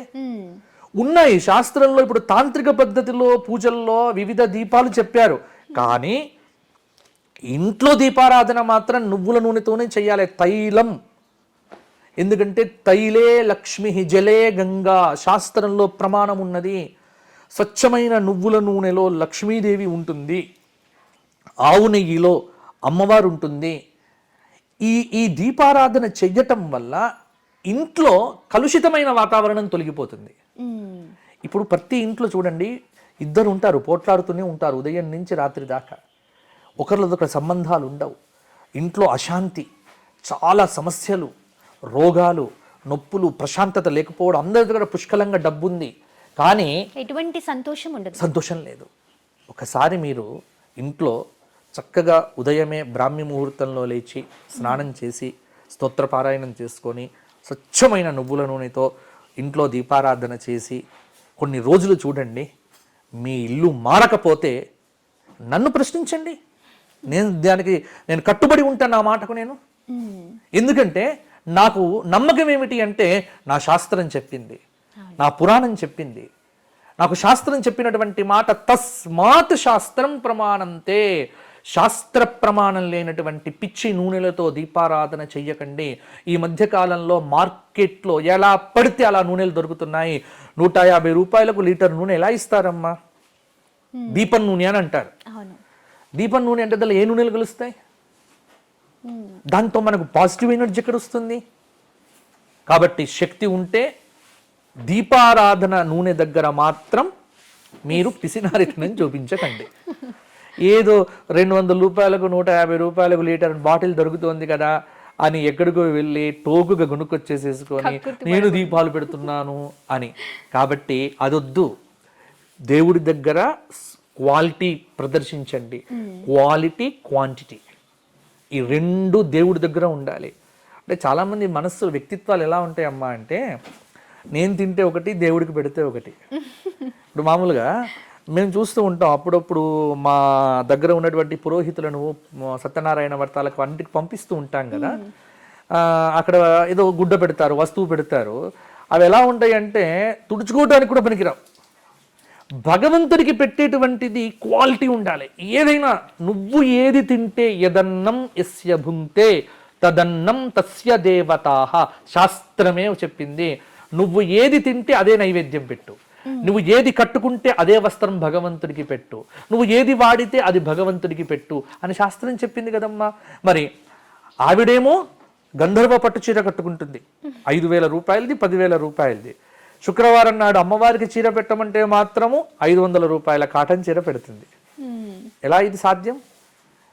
అమ్మవారికి చీర పెట్టేటప్పుడు ఇంట్లో ఉన్నటువంటి ఆవిడ తన పుట్టినరోజు నాడో తన మ్యారేజ్ డే నాడో ఎంత విలువ గట్టగా చీర కట్టుకుందో అదే చీర అమ్మవారికి పెట్టు. ఏమైపోయింది? ఎందుకంటే అలా చేయడం వల్ల ఏమవుతుంది? తద్వారా అమ్మవారికి నువ్వు 5,000 రూపాయలు పెట్టి చీర కట్టించావనుకో, నీకు తదుపరి సంవత్సరం లోపల అటువంటి చీరలు 100 రావచ్చమ్మా. ఎప్పుడు కూడా గుర్తుపెట్టుకోండి, భగవంతుడికి ఏది ఇచ్చినా మనకు రెట్టింపిస్తాడు. ప్రకృతికి ఒక చిన్న గింజను తీసి భూమిలో పెడితే 1000 గింజలు ఇస్తుందమ్మా నేల. గుర్తు మీకు తెలుసు కదా. భూమి విత్తనాలు చల్లితే మనం చల్లేవి క్వింటాలు, మన 1 కిలో 2 కిలోలు ఉంటాయి కానీ ఎన్ని క్వింటాల బియ్యం వస్తాయమ్మా? అంటే నేచర్ ఎప్పుడు కూడా తీసుకునేది కొంత, ఇచ్చేది ఎక్కువ. మనిషి పుచ్చుకునేది ఎక్కువ, ఇచ్చేది కొంత. ఇక్కడే నేచర్ను అర్థం చేసుకోవాలి. కాబట్టి భగవంతుడి విషయంలో, నూనెల విషయంలో కకృతి పడకండి. స్వచ్ఛమైన నువ్వుల నూనెతో, కొబ్బరి నూనెతో, ఆవు నెయ్యితో దీపారాధన చెయ్యండి. ఎక్కడ దొరుకుతుంది, మాకు దొరకదు అనే ప్రశ్నలకు తావు లేదు. మీకు ఇచ్చ ఉంటే శోధిస్తే మార్కెట్లో దొరుకుతున్నాయి, చాలా వరకు దొరుకుతున్నాయి. కాబట్టి స్వచ్ఛంగా వెతకండి, దొరుకుతుంది. అలా దీపారాధన చేసి చూడండి, మీ ఇంట్లో మార్పులు ఉంటాయా లేదా కూడా. ఎప్పుడైనా మీరు ఈ ఎపిసోడ్ చూసిన తర్వాతనైనా తిరిగి ఎప్పుడైనా కామెంట్ రూపంలో మాకు పెట్టండి, మేము సంతోషిస్తాం. గురువుగారు, ఇంకొకటి ఏంటంటే, మా చిన్నప్పుడు మగపిల్లలు మొలతాళ్ళు వేసుకునేవాళ్ళు. అంటే దానికి కూడా ఏమీ లేకుండా అయితే, శాస్త్రంలో ఏది లేకుండా అయితే ఊరికే ఏదో వేశారు పెట్టేశారు అని అన్నాడు. కానీ ఇప్పుడు ఉన్న జనాలకి, అంటే ఇప్పుడున్న పిల్లలకి మొలతాడంటే ఏంటి, ఆ తాడు బెల్ట్ పెట్టుకుంటాము, ఇది అసలు ఎందుకు అని మళ్ళీ తిరిగి క్వశ్చన్ వేస్తున్నారు. కానీ ఆ క్వశ్చన్స్కి ఆన్సర్, అంటే వాటికి జవాబులు మేము చెప్పలేను. అంటే అసలు ఎందుకు వేస్తారంటారు మొలతాడు? మగపిల్లలకి ఎందుకు వేస్తారు? మొలత్రాడు వేయటానికి చాలా సహేతుకమైన కారణాలు ఉన్నాయి. మీరు సనాతన ధర్మంలో ఇటువంటి వాటిని పరిశోధన చేయగలిగితే ప్రతి దాని వెనుక ఒక అద్భుతమైన సాంకేతిక విజ్ఞానం ఉంటుంది. సాంకేతిక పరిజ్ఞానం ఉంటుంది. కానీ నేనేం చెప్తాను అంటే ప్రతి విషయం వెనుక సాంకేతిక పరిజ్ఞానం గురించి ఆలోచించాల్సిన పనిలే. ఎందుకంటే మన ధర్మం మనకు చెప్పింది అంటే మంచి కోసమే చెప్తుంది. అవును. ఎప్పుడు కూడా ఇప్పుడు ముస్లిమ్స్లో వారి మతం చెప్పింది అంటే ఎందుకు అనే ప్రశ్న వస్తుందా? రాదు. ఒకవేళ ఎందుకు అని అడిగితే ఏం చేస్తారు? వాడిని చంపైరా అని చెప్తారు, అవును. తల తీరా అని చెప్తారు. క్వశ్చన్ వేసే అధికారమే ఇవ్వలే. అవును. మతాన్ని ప్రశ్నించే అధికారం ఇస్లాంలో లేదు, క్రిస్టియానిటీలో లేదు. మతాన్ని ప్రశ్నించే అధికారం లేదు. ఒకవేళ మతాన్ని ప్రశ్నిస్తే ఆ తలలెగరగొట్టేశారు. అందుకే భయంతో వారు ఆచరిస్తారు. కానీ మన ధర్మం స్వచ్ఛమైన ధర్మం. మనకేంటంటే మన ధర్మానికి సంబంధించి ఎవరైనా అడగొచ్చు అనేటువంటి ఒక వెసులుబాటు ఇచ్చింది. దాన్ని పరిప్రశ్న అంటాం, జిజ్ఞాస అంటాం. అంటే ధర్మానికి సంబంధించిన ప్రశ్నలు వేయొచ్చు. అది ఏమైపోయింది అంటే ఈ సాంకేతిక పరిజ్ఞానం పెరిగి, సామాజిక మాధ్యమాలు పెరిగి పెరిగి పెరిగి పెరిగిపోయి ఇప్పుడు ప్రతిదీ ఒక ప్రశ్నగానే మిగిలిపోతోంది. నేను గాజులు ఎందుకు వేసుకోవాలి, నేను బొట్టు ఎందుకు పెట్టుకోవాలి, నేను తీర్థం ఎందుకు తీసుకోవాలి, దీపం ఎందుకు పెట్టాలి, ప్రతిదీ ఎందుకు పెట్టాలి, ఎందుకు చెయ్యాలి అంటే గతంలో కూడా నేను చాలా సందర్భాల్లో ఈ విషయంలో నేను నియంతలాగానే మాట్లాడతా, నచ్చినా నచ్చకపోయినా. ఇది తల్లిదండ్రులు తెలుసుకోవలసినటువంటి విషయం. ఇప్పుడు మొలత్రాడు అనేటువంటిది ఎందుకోసము అంటే ఇక్కడ కటి ప్రదేశంలో ఇక్కడ జైంట్ ఇది. ఎందుకంటే కింది భాగము అధో భాగము, ఇది ఊర్ధ్వ భాగము. ఈ రెండింటి మధ్యలో సంధి. ఈ సంధి మధ్యలో ఖచ్చితంగా ఒక రక్షణగా ఒక తాడు ఉండాలి. ఆ తాడు కట్టేటప్పుడు కూడా ఏదో ఇష్టమున్న తాళ్ళు కట్టరు, నల్ల తాడు కడతారు. నల్ల తాడు మాత్రమే కడతారు. నల్ల తాడు దృష్టి దోషాన్ని తొలగింపజేస్తుంది. మా చిన్నతనంలోనైతే వెండి గొలుసులు వేసేవారు గజ్జలతో. మామూలుగా మాకు వెండి గొలుసులే ఉండేవి, వెండి మొలతరాడు అని. మీరు యశోద కృష్ణ ఆ చిన్న చిన్న అంటే మీరు అప్పుడప్పుడు మన చిన్న పాతకాలం సినిమాల్లో చూస్తాం, కొత్తకాలం సినిమాలో ఉన్నాయో లేవో తెలియదు కానీ కృష్ణుడికి సంబంధించినటువంటి వర్ణన చేసినప్పుడల్లా బంగారు మొలత్రాడు చుట్టగట్టి అని, మొలత్రాడు అనేటువంటిది ఖచ్చితంగా పురుషుడికి మొలత్రాడు ఉండవలసిందే. తద్వారా వాడి యందు ఉండేటువంటి లోపల ఉండేటువంటి ఇక్కడే కూడా ఇంకొక మాట కూడా చెప్తా. అంటే ఉపనయన సంస్కారం ఉన్నటువంటి వ్యక్తుల్లో 8 ఏళ్ళకు ఉపనయనం చేస్తారు కదా, 8 ఏళ్ల వరకు మామూలు తాడు ఉంటుంది, నల్ల తాడు. ఉపనయనం సమయంలో మౌంజి అని కడతారు, ముంజగడ్డితో చేసిన తాడు. ఈ ముంజగడ్డితో చేసినటువంటి దాన్ని కరెక్ట్ 8వ సంవత్సరంలో పెడతారు. దాని వెనక ఆలోచన చేస్తే ఏమిటి తెలుసా, 8వ సంవత్సరం నుంచి వాడి యొక్క అవయవాల్లో మార్పులు జరుగుతాయి. ఎందుకంటే పురుషుడి లోపల భవిష్యత్తులో ఫర్టిలిటీ సమస్యలు, శుక్రకణాలు లేకపోవడాలు, లేకపోతే లోపం కలగడాలు అప్పుడప్పుడే ప్రారంభమవుతాయి. టీనేజ్ దశ మొదలవుతుంది. ప్రతి ఒక్క వ్యక్తిలో 8వ సంవత్సరము, తర్వాత 16వ సంవత్సరము, తర్వాత 21వ సంవత్సరము, 32వ సంవత్సరము, 40 ఇట్లా సంవత్సరాల మధ్యలో కొంత ఉంటుంది. మీరు కావాలంటే చూడొచ్చు, ఒక సైకిల్ ఉంటుంది, మార్పులు వస్తాయి శరీరంలో. కాబట్టి మొలత్రాడు అనేటువంటిది ఖచ్చితంగా పురుషుడికి కట్టవలసిందే. దీని వెనక సైన్స్ని వెతికే ప్రయత్నం చేయకండి. నేను ఏదో చెప్తున్నాను, సైంటిఫిక్ రీజన్ కావాలంటే నేను 100 చెప్పగలను ఇప్పుడు దీని మీద. కానీ సైంటిఫిక్ రీజన్స్ ప్రతి ఆచారం వెనుక వెతికే ప్రయత్నం చేయకండి. ఒకటే చెప్తున్నా, మీ పిల్లవాడు మొలత్రాడు ఎందుకు కట్టుకోవాలి నాన్న అన్నాడు అనుకోండి, నేను కట్టుకున్నారా నువ్వు కట్టుకో అంతే. నువ్వెందుకు కట్టుకున్నావు అని అడిగితే మా నాన్న కట్టుకున్నాడు రా, నేను కట్టుకున్నా.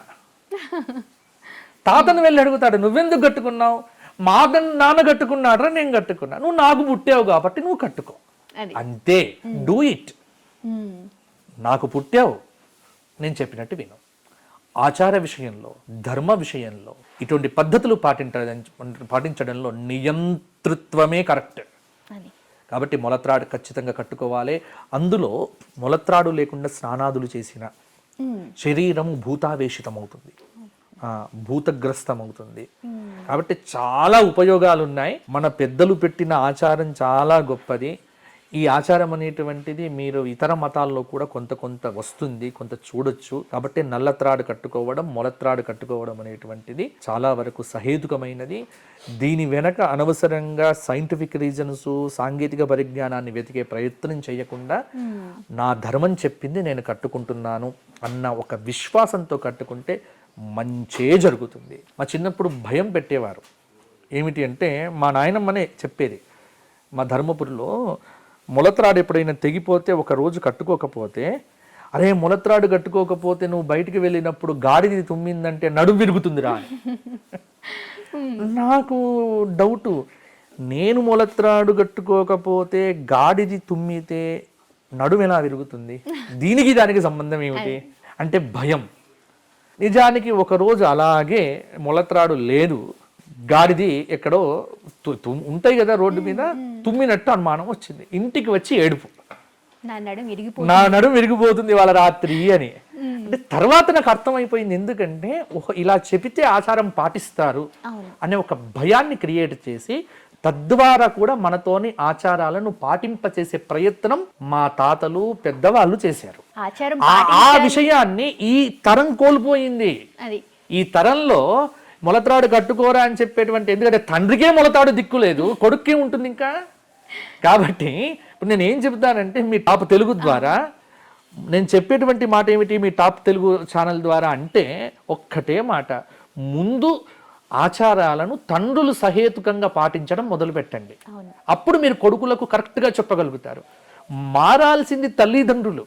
మా కొడుకు మారట్లేదు కాదు, ముందు మీరు మారండి. ఎందుకంటే ఈ 70s, 80s, 90s పుట్టినటువంటి వాళ్ళందరికీ తెలుసు, ఈ 2000 తర్వాత పుట్టినటువంటి వాళ్ళ దగ్గరనే సమస్యలు మొదలయ్యాయి. ఇక ఈ 2000 సంవత్సరం తర్వాత పుట్టినటువంటి వాళ్లకు ఈ 80లలో 90లలో పుట్టినటువంటి వాళ్ళు సమాధానం చెప్పాల్సిన పరిస్థితి ఏర్పడుతోంది ఇప్పుడు. ఎందుకంటే నాకు ఇదే సమస్య. ఇప్పుడు నేను 2 పిల్లలకు తండ్రినే కాబట్టి నాకు చెప్పినప్పుడు నేనైతే నిరంకుశంగానే ఉంటా, ఖచ్చితంగా నేను నిరంకుశంగానే ఉంటా.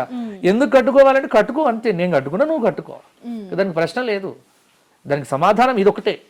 దాని వెనక సైన్స్ని వెతక్కండి. ఎప్పుడు కూడా గుర్తుపెట్టుకోండి, భారతీయ ధర్మం పట్ల, భారతీయ ఆచారం పట్ల, సనాతన ధర్మం పట్ల శాస్త్రీయ దృక్పథం అనేటువంటిది ఏనాటి నుంచో ఉన్నది. దాన్ని వెతికే ప్రయత్నం చేయకండి. అది చెబితే సనాతన ధర్మం చెప్పింది అంటే దానిలో మంచి ఉంది అన్న విశ్వాసంతో ముందుకు వెళ్ళండి. మా నాన్న మాకు మంచే చెప్తాడు, చెడు చెప్పాడు అన్న విశ్వాసంతో మొలత్రాడు కట్టుకుంటే చాలదా, బాగుపడతారు.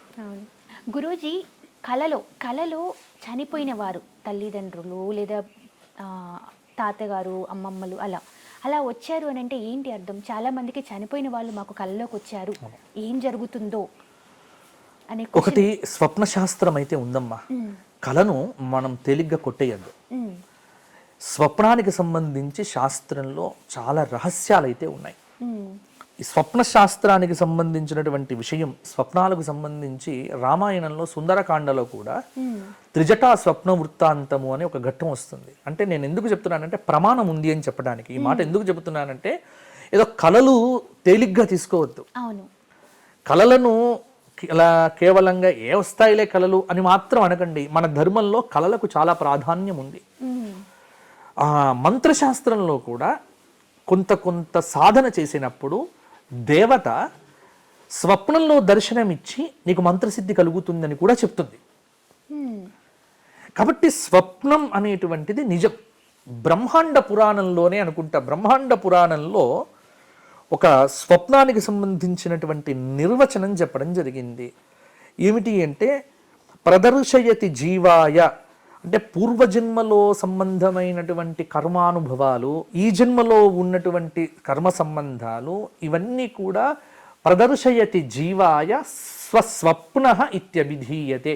ఆ పూర్తి శ్లోకం గుర్తు రావట్లేదు ఇప్పుడు, కానీ ఈ చివరి పాదం మాత్రం సస్వప్న ఇత్యభిధీయతే. ప్రదర్శయతి జీవాయ మనోగతాంస్తు సంస్కారాన్. ఇక్కడ గుర్తుకొచ్చింది, మనోగతాంస్తు సంస్కారాన్ స్వేచ్ఛయా పరమేశ్వరః ప్రదర్శయతి జీవాయ సస్వప్న ఇత్యభిధీయతే. ఇది బ్రహ్మాండ పురాణంలో నేను చెప్తున్నటువంటి ప్రమాణం. ఇక్కడ మనోగతములైనటువంటి సంస్కారములను జీవుడికి స్వేచ్ఛగా పరమేశ్వరుడు ప్రదర్శించడమే స్వప్నము అని దాని నిర్వచనం. అంటే స్వప్నానికి ఒక ప్రమాణం ఉంది. ఇక కళలు ఎప్పుడు కల వస్తే నిజమవుతుంది, ఎప్పుడు కల రాకపోతే అనేటువంటి దాంట్లో కూడా మనకు కొన్ని ఉంది. స్వప్నస్తు ప్రథమేయామే సంవత్సర విపాకినః, ఇది శాస్త్ర ప్రమాణం. ఒక కళ మంచి కళ, అనుకోనిది వినుకోనిది. ఇప్పుడు కళలు కూడా యాదృచ్ఛిక స్వప్నము అని ఒకటి, చింతిత స్వప్నము అని ఒకటి, వ్యాధిజ స్వప్నము అని ఒకటి. ఈ 3 రకాలుగా ఉంటాయి. యాదృచ్ఛిక స్వప్నము అంటే మన మైండ్లో కానీ ఆలోచనలో ఎక్కడ ఏది లేనటువంటిది ఒక కళగా వస్తే అది యాదృచ్ఛికం. ఇవాళ రాత్రంతా పడుకునేటప్పుడు హర్రర్ షో చూస్తున్నాం. పడుకునేటప్పుడు ఓటీటీలో మంచి హర్రర్ మూవీ చూస్తూ పడుకున్నాం. పడుకున్న తర్వాత రాత్రి కల వచ్చింది. పక్కకే ఎవరో దయ్యం కూర్చున్నట్టు, శరీరం మీద కూర్చున్నట్టు, గుద్దుతున్నట్టు కల వచ్చింది. ఇది చింతిత కళ. ఎందుకంటే హర్రర్ మూవీ చూస్తూ పడుకున్నావు కాబట్టి అదే అనుభవం నీకు వచ్చి కలగా వచ్చింది. దానికి విలువ లేదు, కొట్టిపడేయి. వ్యాధిజ స్వప్నం. వ్యాధిజ స్వప్నము అంటే శరీరంలో వాత పిత్త శ్లేష్మ ప్రకోపాలు ఉంటాయి. నిద్ర తగ్గినప్పుడు, చిత్ర విచిత్రములైన పదార్థాలు తిన్నప్పుడు కూడా కళలు ఎక్కువ వస్తాయి. విపరీతంగా మీరు అల్లం వెల్లుల్లి స్పైసీ మసాలాలు దంచి బ్రహ్మాండంగా నాన్ వెజ్లు అవి ఇవి కలిపి కొట్టాను అనుకోండి, లోపల పడ్డాయి అనుకోండి, తద్వారా కూడా స్వప్నాలు వస్తాయి, కళలు వస్తాయి. వ్యాధిజ స్వప్నాలు, వాటికి కూడా పెద్ద విలువ లేదు. అనుకోని కళ, వినని కళ, ఆశ్చర్యకరమైనటువంటిది మాత్రము వస్తే దానికి శాస్త్రం చెప్పింది స్వప్నస్తు ప్రథమేయామే సంవత్సర విపాకినః. అంటే ఒక మంచి కళ ఏదో అనుకోనిది వినుకోనిది గనక మనకు వస్తే అది సంవత్సరంలో నిజమవుతుంది. ప్రథమే యామే, యామము అంటే మనకు మొత్తం 8 యామాలమ్మ. ఒక రోజుకు 8 యామాలు.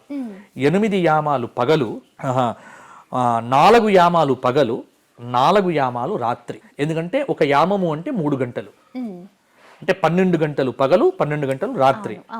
రాత్రి మనకి ఎప్పుడు స్టార్ట్ అవుతుంది? 6 గంటలకు ప్రారంభం అవుతుంది. 6 నుంచి 9 ప్రథమ యామము అంటాం. 6 నుంచి 9 లోపల నువ్వు నిద్రపోయి నీకు ఏదైనా అనుకోనిది వినుకోని కల వస్తే అది ఒక సంవత్సరంలో నిజమవుతుంది అని స్వప్న శాస్త్రం. కానీ ఇప్పుడు 6 నుంచి 9 వరకు నిద్రపోతారా? ఎవరు పడుకోవట్లేదు. సెల్ ఫోన్ వచ్చినప్పటి నుంచి రాత్రి 2 కాంతి పడుకొని ఎవరైనా ఉన్నారా అసలు ఇక్కడ జగత్తులో? ఎవ్వరు పడుకోరు. 6 నుంచి 9 మధ్యలో పడుకునే వ్యక్తే లేడు. కాబట్టి తీసిపడే. 9 నుంచి 12 రెండవ యామం. ద్వితీయస్తు అష్టభిర్మాసైః. రెండవ యామంలో వచ్చేటువంటి కళ 8 నెలల్లో నిజమవుతుంది. అంటే రాత్రి 9 నుంచి 12 వరకు పడుకుంటే ఏదో ఒక విచిత్రమైన కళ వస్తే అది నిజం కావచ్చు. మూడవ యామం 12 నుంచి 3, మూడవ యామం. తృతీయస్తు త్రిభిర్మాసైః. మూడవ యామంలో వచ్చినటువంటి కళ 3 నెలల్లో నిజమవుతుంది. తెల్లవారుజామున వచ్చి కళలు అంటారు. అందుకే ఇంకొక మాట ఉంది. ఉదయం 3 గంటల నుంచి సాయంత్రం 6 గంటల వరకు, ఉదయం 3 గంటల నుంచి ఉదయం 6 గంటల వరకు 3 గంటలు ఉంది కదా, దాన్ని ఏమంటామంటే అరుణోదయం అంటాం. అరుణోదయ వేళాయాం సద్య ఏవ ఫలం లభేత్. అందుకే పొద్దున వచ్చి, అంటే 3 నుంచి ఉదయం 6 గంటల లోపు వచ్చిన కళలైతే వెంటనే నెల రోజుల్లో కూడా నిజం కావచ్చు. ఇది స్వప్న శాస్త్రం నేను చెప్పినటువంటి మాట. ఇక నువ్వు అడిగినటువంటి ప్రశ్న ఏమిటి అంటే, ఈ మధ్య చనిపోయినటువంటి వాళ్ళు కానీ, తాతలు కానీ, ముత్తాతలు కానీ, వీరు అప్పుడప్పుడు కళల్లోకి వస్తారు. వాసన, వారి యొక్క వాసన వల్ల వస్తారు. ఇప్పుడు మనం ఏదైనా కొన్ని చెయ్యవలసినవి లోపిస్తే, చనిపోయినటువంటి వ్యక్తికి కోరిక తీరకపోతే, వారు ఏదైనా చెప్పదలుచుకుంటే స్వప్నంలో కనిపించి చెప్పవచ్చు. దానికి ఆస్కారం ఉంది. కాబట్టి అది ఆత్మ ప్రయాణం. అది కాబట్టి ఇది అబద్ధమా, ఇది ఏదో మూఢంగా మాట్లాడుతున్నాడు అని అనుకోవద్దు. ఖచ్చితం ఇది. దీనికి మనకు గరుడ పురాణం కానీ చాలా వాటిల్లో మనం వెతకొచ్చు. కాబట్టి స్వప్నం అనేది నిజము. అందువల్ల చనిపోయినటువంటి వ్యక్తులు కళల్లోకి వచ్చారు అంటే మనం చేయాల్సిన పనులు ఏదైనా బాకీ పడ్డట్టే లెక్క. అందులో మనకు తాతలు కానీ, ముత్తాతలు కానీ, తండ్రులు కానీ కళల్లో వచ్చి చెప్తున్నారు అంటే ఎక్కడో చోట ఆ సంస్కారం అనేటువంటిది మనను తట్టి లేపుతోంది ఖచ్చితంగా ఒక పని మనం చేయాల్సింది ఉంది. కాబట్టి జాగ్రత్త పడి ఏం చెయ్యాలి, ఎందుకంటే వారికి ఏదో తీరలేదు. కాబట్టి ఇప్పుడు మరణించగానే పైలోకాలకు పోరు. ఈ మధ్య సుదీర్ఘ ప్రయాణం ఉంటుంది. ఇప్పుడు ఆ టాపిక్లోకి వెళ్ళాము అంటే మరలా ఆత్మలు ప్రేతాత్మలు ఈ టాపిక్లోకి వెళ్ళిపోతాం. అందుకే నేను వెళ్ళట్లేదు. కానీ ఇది ఒక అద్భుతమైనటువంటి ప్రయాణం. అంటే ప్రతిదీ ఇవాళ ఏంటంటే ఇట కొట్టేస్తారు, అంత నిజమా బా, కానీ ప్రతిదీ నిజమేనమ్మా. ఒక్కటి మన ధర్మంలో ఏవి చెప్పారో అవన్నీ 100% నిజము. దేవుడున్నాడు అనేది ఎంత సత్యమో దయ్యం ఉన్నది అంతే సత్యం. అంతేగాని దేవుడు ఒక్కడు మాత్రం ఉన్నాడు దయ్యం లేదు అని కొట్టేయకండి. కాబట్టి దేవుడు ఉన్నాడు అంటే దయ్యం కూడా ఉంది. దయ్యం అంటే దుష్టశక్తి, దైవం అంటే దైవశక్తి.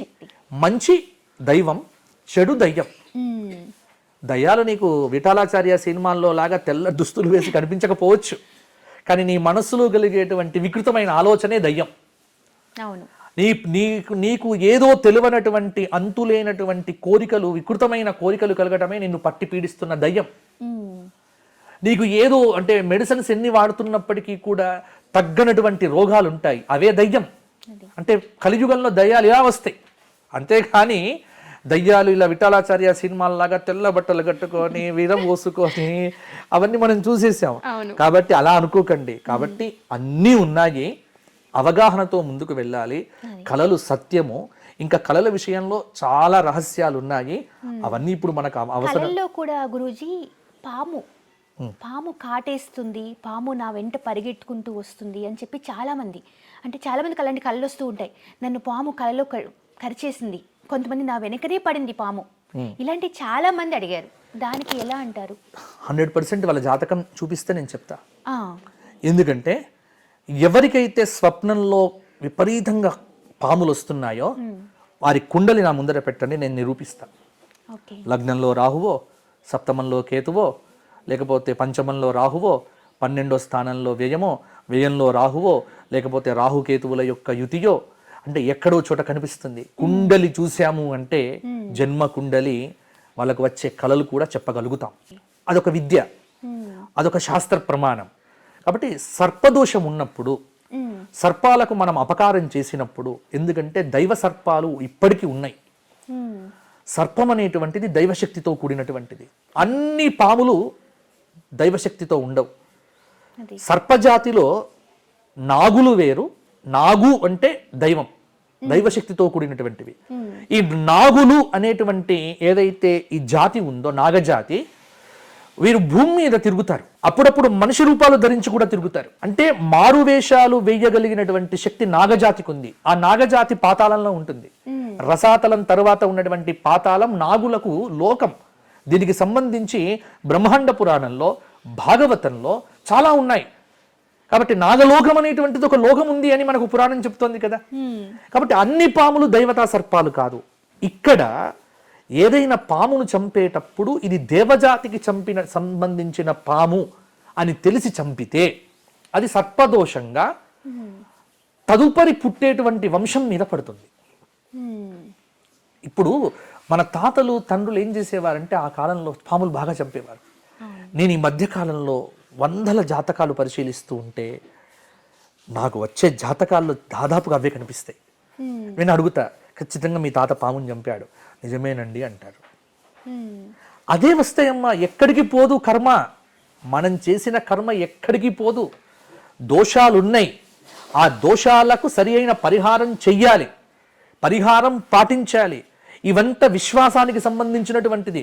నాకు విశ్వాసం లేదు అంటే నువ్వు పక్కకు వెళ్ళు, ఏం చేయలేం, అంతే. నువ్వు దీని గురించి మాట్లాడకు. ఎందుకంటే నేను ఇక్కడ గట్టిగా చెప్పగలను. ఇప్పుడు నేను ఇలా మాట్లాడితే కింద ఎవరో నికృష్టమైన కామెంట్లు పెడతారు. అవును, అది కూడా నేను దానికి సిద్ధమే. ఎందుకంటే పనిలేని విధవలంతా ఇష్టం ఉన్నట్టుగా కామెంట్లు పెట్టి ధర్మాన్ని తిట్టడము కాస్త ఇది జరుగుతూ ఉంటుంది. ఆ కామెంట్లు పెట్టేటువంటి విధవలకు ఊరు పేరు ఏది ఉండదు. ఎదురుగా వచ్చి మాట్లాడలేరు, ధైర్యంగా వచ్చి అడగలేరు, మాట్లాడలేరు. కాబట్టి ఎవరు పెడుతూ ఉంటారు. వాళ్ళకు కూడా నేను చెప్తున్నా, నువ్వు నమ్మలేదు అంటే ఈ ఎపిసోడ్ చూడకు, నువ్వు వెళ్ళిపో. ఇప్పుడు ఏమైపోతుందంటే నమ్మని ప్రతివాడు నా ధర్మం గురించి ఎందుకు మాట్లాడతాడు? నువ్వు నాస్తికుడు అయితే నువ్వు నాస్తికుడిగా వెళ్ళిపో. నువ్వు నాస్తికుడి అయిపోయి నువ్వు నా ధర్మం గురించి ఎందుకు మాట్లాడతావు? అదే అంటే నేను ఈ మధ్యకాలంలో వీళ్ళ పేర్లు వింటున్నా. ఎవరు అంటే ఈ మధ్య సోషల్ మీడియాలో దేవుడి గురించి లేడు లేడు అని మాట్లాడేటువంటి వాడు సెలబ్రిటీ అవుతున్నాడు. సెలబ్రిటీలను ఎవరు చేస్తున్నారు? ఈ యూట్యూబ్ ఛానల్ చేస్తున్నాయి. అవును, దేవుడు లేడు అనేటువంటి ఇప్పుడు అతని పేరు భైరి నరేష్, పేరు చెప్పడానికి కూడా నాకు భయంలే. అతడు ఎవరమ్మ అసలు?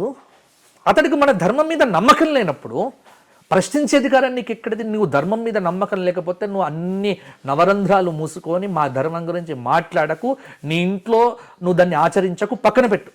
కానీ టీవీల ముందు కూర్చొని అయ్యప్ప లేడు లేకపోతే ఇది, నీకేమిటి అధికారం?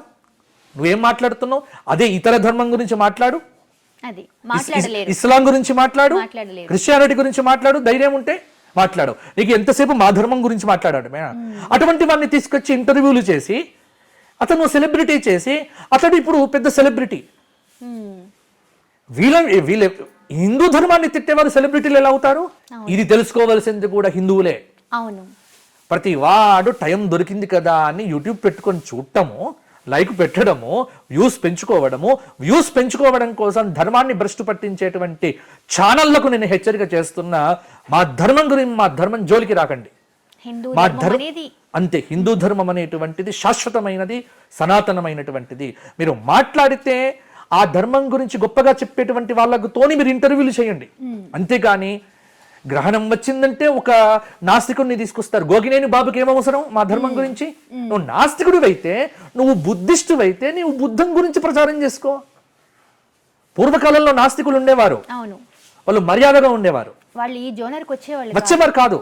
ఇప్పుడు ప్రతి నాస్తికుడు, ప్రతి కమ్యూనిస్టు, ప్రతి వాడు మా ధర్మాన్ని పట్టుకొని ఏదో మాట్లాడటము, ఏదో మాట్లాడంగానే వాడికి మిలియన్ వ్యూస్ రావటము, వాడు సెలబ్రిటీ కావటము, వాడు దిక్కుమాలిన సెలబ్రిటీగా తిరగటము. ఏమిటమ్మా ఈ దరిద్రం అంతా? ఇదంతా మాట్లాడితే పేరు వస్తుందో లేదో గానీ చెడు మాట్లాడితే మాత్రం ఎక్కడ లేని జనాలు గుంపు. అందుకే నేను చెబుతున్నా, మీ టాప్ 10 తెలుగు ఛానల్ ద్వారా చెబుతున్నా ఒకటే మాట నేను చెబుతున్నాను. ఏమిటి అంటే, మీ ఛానల్ ద్వారా అందరికీ మీరు నాస్తికులైతే మీ నాస్తికత్వం గురించి మీరు ప్రచారం చేసుకోండి.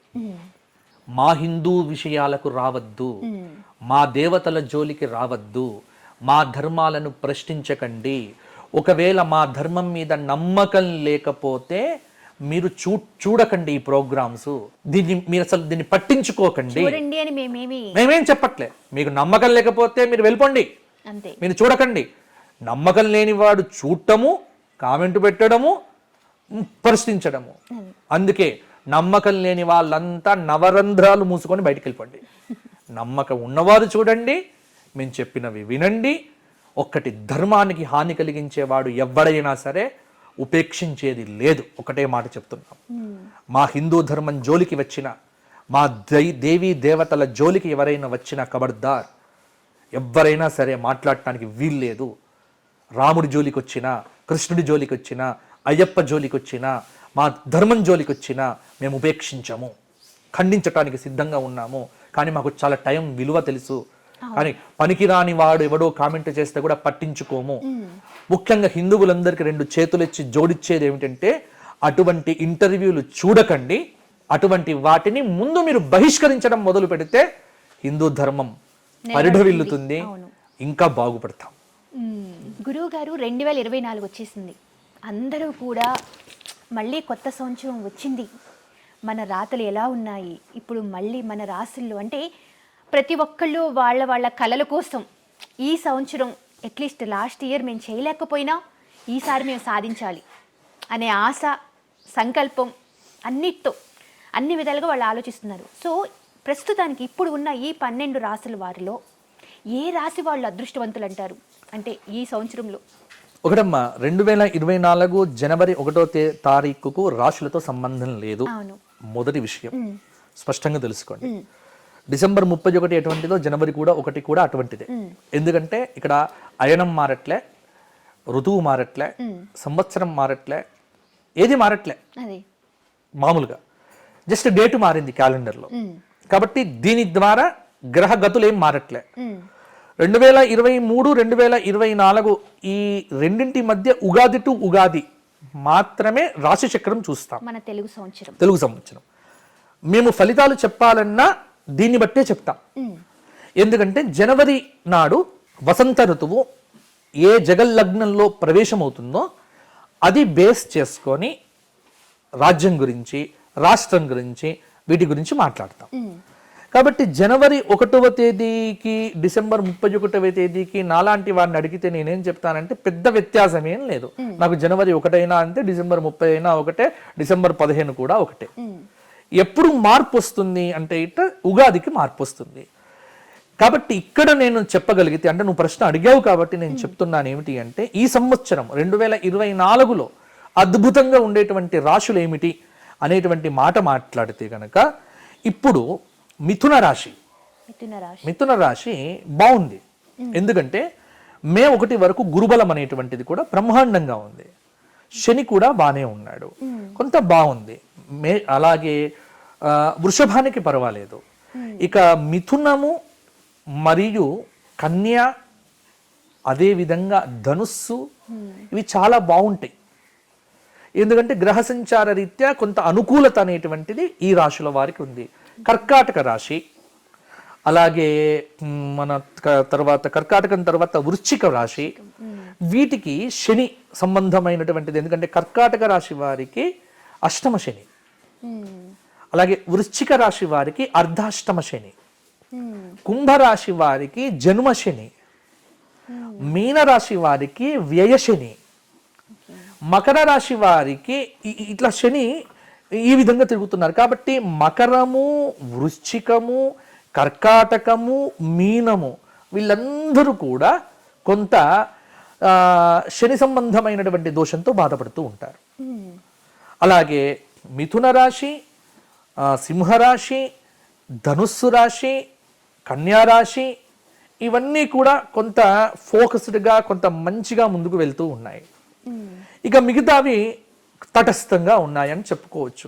కాబట్టి వీటి యొక్క సంపూర్ణ విశ్లేషణ, సంపూర్ణమైనటువంటి రాశి చక్రము, వీటి యొక్క ఫలితాలు మాత్రము నేను ఉగాది తర్వాతనే పూర్తిగా, ఎందుకంటే నా సబ్జెక్ట్ అది. ఎందుకంటే ఉగాది పంచాంగం అనేటువంటిది ఇప్పుడు నేను పంచాంగం కూడా రాస్తున్నాను ఈ సంవత్సరం, పంచాంగం కూడా వేస్తున్నాను. పంచాంగ గణన అనేటువంటిది అయిపోయింది. కాబట్టి నా పంచాంగంలో అన్ని వివరాలు రాబోతూ ఉన్నాయి. ముఖ్యంగా ఇక్కడ 12 రాశుల వారికి ఏ రాశి బాగుంది ఏది అనేటువంటిది మీరు ఏం భయపడాల్సిన పనిలే. అందుకే మీరు చూడండి, నా రాశి ఫలాలు చూస్తే మీకు కొంత ప్రోత్సాహకరంగానే చెప్తా, నేను నిరుత్సాహపరిచేట్టుగా చెప్పా. కొంతమంది స్వామి అసలు వాళ్ళు రాశారు అని అంటే మనకి భయం వేసేస్తుంది, బాబో ఏదో చెప్పేసారు. తప్పు. ఎందుకంటే ఈ సంవత్సరం అంతా ఆ రాశి మీదే ఆ బ్రెయిన్ అంతా ఉండిపోతుంది. ఇప్పుడు కొంతమంది కూడా ఇప్పుడు రాశి ఫలాలను చూసి కొంతమంది, నేను ఒక వారం కనుక ఇప్పుడు నిజానికి రాశి ఫలాలు చెప్పడం ఇష్టం ఉండదు, కానీ కొంతమంది కోసం చెప్తున్నా. కొంతమంది నేను రాశి ఫలం చెప్పకపోతే ఒక రోజు లేట్ అయిపోయినా కానీ వెంటనే మాకు మెసేజ్లు వస్తాయి, గురుగారు ఎదురు చూస్తున్నామని. ఎందుకురా బాబు అంటే ఇట మాకు నిద్ర పట్టట్లేదు గురుగారు అంటారు. అంటే దాని మీద అంత ఆధారపడిన వాళ్ళు ఉన్నారు. అయితే నేనేం చేస్తాను అంటే ఎప్పుడు కూడా ఎంకరేజ్గా ఉండాలి. శాస్త్రం ఎప్పుడు కూడా డిస్కరేజ్ చేయదమ్మా. జరిగే విపత్తులను సూచిస్తుంది, దానికి ప్రతిదానికి పరిష్కారం ఉంటుంది, ప్రతిదానికి పరిహారం ఉంటుంది. అంతేకాని మొత్తం చెడే చెప్పి, అసలు జ్యోతిష్ శాస్త్రంలో చెడు ఎక్కువ చెప్పకూడదు. వీలైనంత మంచి చెప్పే ప్రయత్నం చెయ్యాలి, మంచి వైపు తిప్పగలగాలి. తప్పితే నువ్వు చచ్చిపోతావు, నీకు ఇదవుతుంది, నీకు అదవుతుంది అంటే వాడు ముందే చచ్చిపోతాడు, ముందే ఈ మాట విని భయపడిపోతాడు. కాబట్టి చెప్పకూడదు, ఏది చెప్పాలి ఏది చెప్పకూడదు ఇవన్నీ కూడా ఉన్నాయి. ఇది దౌర్భాగ్యం ఏంటంటే ఈ మధ్య కాలంలో ఓ జంట పెళ్లి చేసుకుంది, ఓ సెలబ్రిటీ జంట పెళ్లి చేసుకుంది అనుకున్నాం, చేసుకుంది. సెలబ్రిటీ జంట పెళ్లి చేసుకుంటే వాళ్ళు 2026లో విడిపోతారు. అవును, ముందే చెప్పేస్తున్నారు. పెళ్లి చేసుకునే తరువాయి విడిపోయే విషయం మాత్రం ముందు చెప్పేస్తున్నారు. ఎలా చెప్తారమ్మా? ఎంత తప్పది. శాస్త్రం, జ్యోతిష్యం. నువ్వేమైనా త్రికాల జ్ఞానివా? నువ్వేమైనా శాస్త్రం తెలిసినటువంటి త్రికాల జ్ఞాని అయితే, శాస్త్రం తెలిసినటువంటి వాడైతే అలా చెప్తాడా? బ్రాహ్మడి నోట మంచి మాట రావాలి, కలిసి ఉండాలి అని కోరుకోవాలి. అంతేకాని నా వ్యూస్ కోసమని, నా గొప్పదనం కోసమని ఆ ఇద్దరు విడిపోతారు ముందే చెప్తున్నాము. ఎవరిచ్చారు నీకు అధికారం మళ్ళీ విడిపోతారని చెప్పటానికి? కర్మ కలిపింది, కర్మ విడగొడుతుంది. అది కర్మకు సంబంధించినటువంటి అంశం. అంతేకాని తద్వారా జ్యోతిష్ శాస్త్రాన్ని అవహేళన చేస్తున్నారు ఇటువంటి వ్యక్తుల వల్ల. అవును, ఇలా చెప్పటం వల్లనే జ్యోతిష్ శాస్త్రం మీద నమ్మకాలు పోతున్నాయి. మనమే మాట అనడానికి తావిస్తున్నాం. మాట చాలా విలువైనది. అందులో విప్రవాక్యం జనార్దన అంటారు శాస్త్రంలో. బ్రాహ్మణుడు మంచి మాట మాట్లాడాలి, అంతేగాని నువ్వు పోతావు, నీకు ఇదవుతుంది, ఇవి ఎప్పుడు మాట్లాడకూడదమ్మా. ఆశీర్వచనం ఇవ్వాలి, మీరు బాగుంటారని చెప్పాలి, ఎప్పుడు కూడా ఇదే కోరుకోవాలి. అంతేగాని ఫలానా వాళ్ళు పెళ్లి చేసుకున్నారు కాబట్టి వాళ్ళు విడిపోతారు, వాళ్ళు ఇంకో పెళ్లి అవుతుంది, ఏం మాటలమ్మా ఇవన్నీ. వాళ్ళు విడిపోతే విడిపోవుదురు గాక, ఎందుకంటే కర్మ కలిపింది, కర్మ విడదీస్తుంది, అది వ్యక్తిగతం. నువ్వు వ్యక్తిగత సంబంధమైనటువంటి విషయాలను పట్టుకొని నువ్వు సోషల్ మీడియాలో వాటిని చెబుతూ ఇదే జ్యోతిష్ శాస్త్రము, ఇదే శాస్త్ర పరిజ్ఞానము అని అందరినీ నమ్మిస్తేలా? అలా దయచేసి చెప్పకండి. కొంత శాస్త్రాన్ని కాపాడండి, దయచేసి శాస్త్ర మర్యాదను కాపాడండి అని ఆ చెప్పేటువంటి వాళ్ళను నేను ప్రార్థన చేస్తున్నా. వాళ్ళని ఎవరు నేను నిందించట్లే, తిట్టట్లే. ఒకవేళ మీకు జ్యోతిష్ శాస్త్ర పరిజ్ఞానం అద్భుతంగా ఉంటే చేతులెత్తి దండం పెడుతున్నా. మంచికి వాడండి, మంచి విషయాలు చెప్పండి, మంచిని ప్రోత్సహించండి. అంతేకాని చెడును చెప్పి చెడు ఎవ్వడు ఆపలేడమ్మ ప్రపంచంలో. జరగాల్సిన దాన్ని మార్చగలిగే శక్తి ప్రపంచంలో ఎవ్వరికీ లేదు, గుర్తుపెట్టుకోండి. ఏదైనా మంచి జరగాలి అని ఊహించుకోవటము, ప్రార్థన చేయడం వరకే మన చేతిలో ఉంది. ప్రయత్నం చెయ్యాలి. కాబట్టి ఇప్పుడు మహాభారతంలో కౌరవ పాండవ యుద్ధం జరుగుతుందని కృష్ణుడికి తెలుసు. కృష్ణుడికి తెలియదా? త్రికాల జ్ఞాని, అన్నీ తెలుసు. మరి ఎందుకు వెళ్ళాడమ్మా రాయవారానికి? వెళ్ళి దుర్యోధనుడికి సంధి చేస్తాను ఎందుకు అడిగాడు? అన్నీ తెలిసినా ప్రయత్నం చేయమన్నాడు, ప్రయత్నం మానకు అన్నాడు. అంతేగాని నాకు ముందే తెలుసు యుద్ధం జరుగుతుంది, కొట్టుకొని చావండి అని చెప్పాడా? ఆపే ప్రయత్నం చేశాడు. అంటే ఒకటి జరిగేటువంటి దాన్ని కాలానికి ఎదురు వెళ్ళటం ఎవ్వరికి సాధ్యము కాదు. ఇవాళ ప్రపంచంలో అన్నింటికంటే గొప్పది కాలం.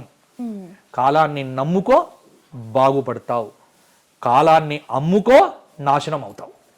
ఇప్పుడు కాలాన్ని అమ్ముకునే ప్రయత్నం చేస్తున్నారు కాబట్టి ఇబ్బంది పడతారు. జ్యోతిష్ శాస్త్రాన్ని మాత్రం అలా దయచేసి పాడు చేయకండి. గురువు గారు, ఏలినాటి శని అంటారు. అసలు ఏలినాటి శని అంటే శనిలో ఎన్ని రకాలు ఉన్నాయి, ఏంటి ఏలినాటి శని అనేది? అమ్మా, శనైశ్చరుడు అని అంటారు. ఇది చాలా పెద్ద టాపిక్ అమ్మా. శనికి సంబంధించినటువంటిది. ఏలినాటి శని అంటే జన్మస్థానంలోకి శని వచ్చినప్పుడు, 12వ స్థానంలో ఉన్నప్పుడు, ఇవన్నీ కూడా ప్రతి రాశికి శని మొదలవుతుంది. అంటే ఈ శని 7.5 సంవత్సరాల సంచారం చేస్తాడు. ఈ 7.5 సంవత్సరాల కాలంలో 2.5 సంవత్సరాలు మొత్తం. ఇప్పుడు ప్రస్తుతం శని ఎక్కడ ఉన్నాడు? ఏ రాశిలో ఉన్నాడు? కుంభరాశిలో ఉన్నాడు. కుంభరాశికి ఇప్పుడు ఏమంటాము? జన్మశని అంటాము. మకర రాశికి వ్యయశని అంటాము. మీనరాశి వారికి ద్వితీయ శని అంటాము. కాబట్టి శని యొక్క స్థానాలను పట్టుకొని మనం ఇది నిర్ణయం చేస్తాం. ఈ 7.5 సంవత్సరాలలో శనైశ్చరుడు కొంత కర్మ ఫలితాలను మన చేత అనుభవింపజేస్తాడు. నవగ్రహాలలో మొత్తం శక్తివంతమైనటువంటి గ్రహమే శనైశ్చర గ్రహం. చాలా శక్తివంతమైనటువంటి గ్రహం. జీవుడి యొక్క కర్మఫలాన్ని ఇచ్చేటువంటి, కర్మఫలాన్ని అనుభవింపచేసేటువంటి వాడు కూడా శనైశ్చరుడే. కాబట్టి అందులో శని 4వ స్థానంలో ఉన్న, 8వ స్థానంలో ఉన్న, జన్మంలో ఉన్న, వ్యయంలో ఉన్న శని చాలా ఇబ్బందికరమైనటువంటి పరిస్థితులను మనకు ఇస్తాడు. అంటే మనకు అర్థం చేసుకోవాలి, మనం చేసినటువంటి దుష్కర్మల యొక్క ఫలితాలు ఈ శని యొక్క దశ వచ్చినప్పుడు అనుభవింపచేస్తాడు. అంటే మన జన్మలో ఉన్నటువంటి దుష్కర్మలను పోగొట్టడానికి శని ప్రయత్నం చేస్తూ ఉంటాడు. కాబట్టి శని గొప్పవాడు. మన దుష్కర్మలను పోగొట్టుకుంటేనే కదా జన్మ సార్థకం అవుతుంది. అవును. కాబట్టి శనిని చూసి భయపడవద్దు. ఉమ్. శనైశ్వరుడు చాలా శక్తివంతమైన గ్రహం. ఆధిపత్యం ఇవ్వాలన్నా శనే ఇస్తాడు, రాజ్యాన్ని ఇవ్వాలి అన్నా శనే రాజయోగ కారకుడు అవుతాడు.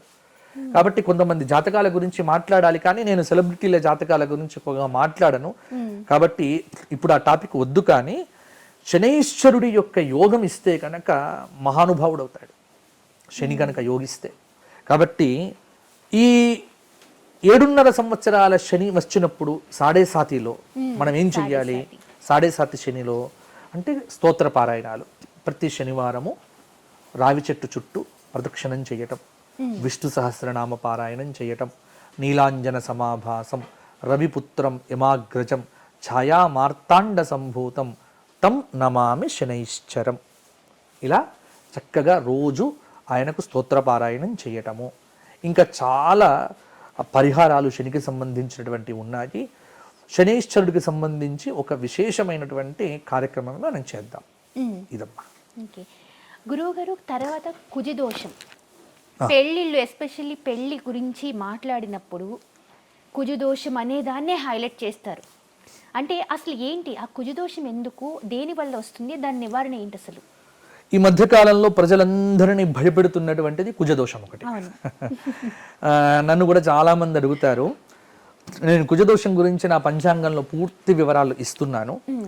కుజదోషం దేనికి వర్తిస్తుంది, దేనికి వర్తించదు, కొన్ని రాశులకు వర్తిస్తుంది, కొన్ని రాశులకు వర్తించదు, కుజుడు ఎన్ని సంవత్సరాల వరకు మనకు దోషాన్ని ఇస్తాడు, ఈ సంపూర్ణమైనటువంటి విషయాలన్నీ కూడా నా పంచాంగంలో నేను పొందుపరుస్తున్నాను.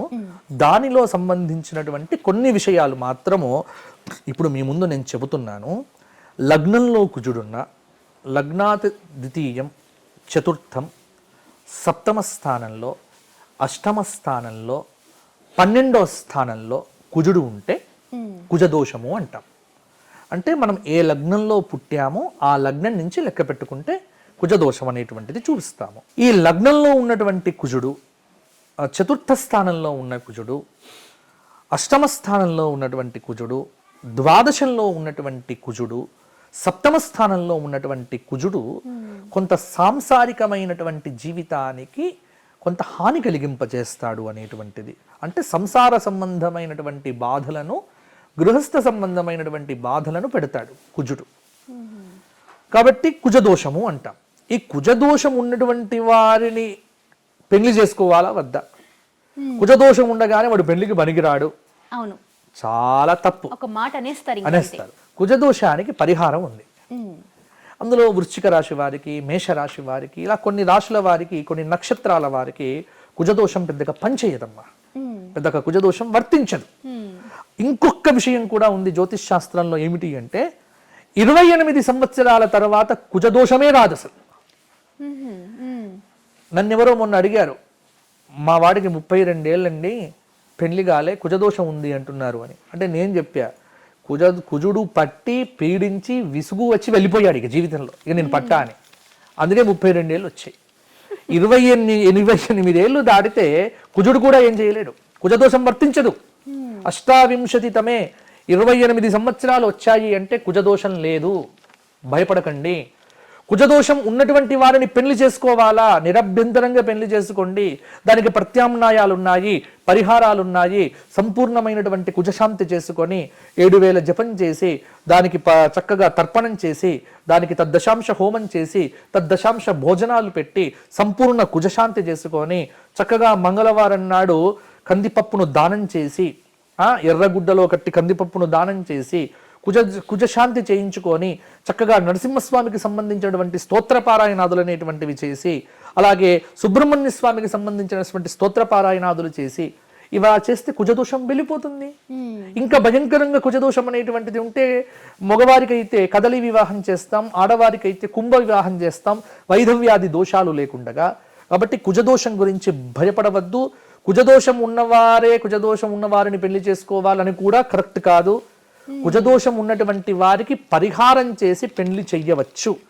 కాబట్టి ఈ విషయంలో ఎటువంటి అపోహలు పడవద్దు. కుజదోషం అనేటువంటిది సాధారణమైనటువంటి దోషమే. దీన్ని పెద్దగా భూతద్దంలో చూసి భయపడిపోయి కుజదోషం ఉన్నటువంటి వారితో పెళ్లిళ్ళు పనికిరావు, అసలు పెళ్లి చేసుకుంటే ఏమో అవుతుంది అన్నటువంటి భయాల నుంచి బయటపడండి. ప్రతి దోషానికి పరిహారం ఉంది, ప్రతి దోషానికి చక్కటి ప్రాయశ్చిత్తము ఉంది, ఎన్నో పద్ధతులు ఉన్నాయి. పురాణములు కానీ మన శాస్త్రాల్లో ఎన్నో మార్గాలు అనేటువంటివి మనకు చూపించారు. వాటిని కనుక మనం పట్టుకుంటే తప్పకుండా మనకు పరిష్కారం దొరుకుతుంది. గురువు గారు, అర్ధాష్టమ శని అసలు అంటే ఏంటి? అంటే ఏలినాటి శని తర్వాత దానికంటే ముందు అని చాలా మంది అంటున్నారు. అది ఆ పేరు చెప్పగానే భయపడుతున్నారు, అర్ధమాష్ట శని అనేది. అవును, అసలు ఏంటంటారు అది? అర్ధాష్టమ శని అమ్మ. అర్ధాష్టమ శని. ఈ అర్ధాష్టమ శని ఇప్పుడు నేను ఇంతకుముందు చెప్పాను మీకు. అర్ధాష్టమ శని అంటే మన శని చతుర్థ స్థానానికి రావటం. శని చతుర్థ స్థానానికి రావటం అంటే ప్రస్తుతం అంటే ఇవాళ ఇప్పుడున్నటువంటి గోచారం గ్రహచారం ప్రకారం చూస్తే ఇప్పుడు వృశ్చిక రాశి వారికి అర్ధాష్టమ శని జరుగుతున్నది. శని 4వ స్థానంలో ఉంటే అర్ధాష్టమ శని అంటారు. శని అష్టమంలో ఉంటే అష్టమ శని అంటారు. ఈ అష్టమ శని అర్ధాష్టమ శని చాలా కష్టాలు కలిగిస్తాడు. మామూలుగా ఉండదు, ఇంకా చాలా భయంకరంగా ఉంటుంది. భయంకరంగా అంటే భయపడకండి. అంటే నేను ఏదో చెప్తున్నాను అంటే చాలా ఎగ్జైటెడ్గా చెప్తున్నాను, భయపడిపోకండి. భయపెట్టడం కోసం చెప్పట్లేదు, మిమ్మల్ని భయపెట్టాలని కాదు. అర్ధాష్టమ శని అంటే శని చతుర్థ స్థానంలో ఉండటం. ప్రస్తుతం అర్ధాష్టమ శని ఎవరికి జరుగుతోంది అంటే మొన్నటి దాకా కొన్ని రోజుల క్రితం వరకు తులారాశి వారికి ఉండే అర్ధాష్టమ శని, ఇప్పుడు అర్ధాష్టమ శని వృశ్చిక రాశి వారికి జరుగుతోంది. కాబట్టి ఇప్పుడు వృశ్చిక రాశి వారు ఏం చెయ్యాలి? అర్ధాష్టమ శని ఉన్న సమయంలో 2.5 సంవత్సరాలు ఉంటాడు. అంటే 2025 వరకు, 2025 జనవరిలో డేట్ గుర్తు రావట్లేదు, అప్పటితోని అర్ధాష్టమ శని వృశ్చిక రాశి వారికి పోతుంది. కాబట్టి ఇక్కడ అర్ధాష్టమ శని అనేటువంటిది వచ్చినప్పుడు శనిత్రయోదశులు వచ్చినా ప్రాయశ్చిత్తం చేసుకోవాలి. రోజు శని జపం చేసుకోవాలి. శనికి సంబంధమైన స్తోత్రపారాయణాదులు చెయ్యాలి. ఈ సమయంలో యాక్సిడెంట్లు కానీ, మానసిక వ్యధ కానీ, రోగాలతో బాధపడటం కానీ, కొంత తీవ్రమైనటువంటి క్లేశాలు అయితే ఉంటాయి. కాబట్టి తీవ్రమైనటువంటి క్లేశములను కలిగింపచేసేటువంటి పీరియడ్ అంటే మన జాతకంలో దుష్కర్మలు అనుభవించేటువంటి సమయమే అర్ధాష్టమ శని సమయం. దానికి పరిహారం చేసుకోవాలి. రోజు విష్ణు సహస్రనామం చెయ్యాలి, రోజు శివ సహస్రనామ పారాయణం చెయ్యాలి. అలాగే ప్రతిరోజు చక్కగా నీలాంజన సమాభాసం అనేటువంటి శ్లోక పారాయణం చెయ్యాలి.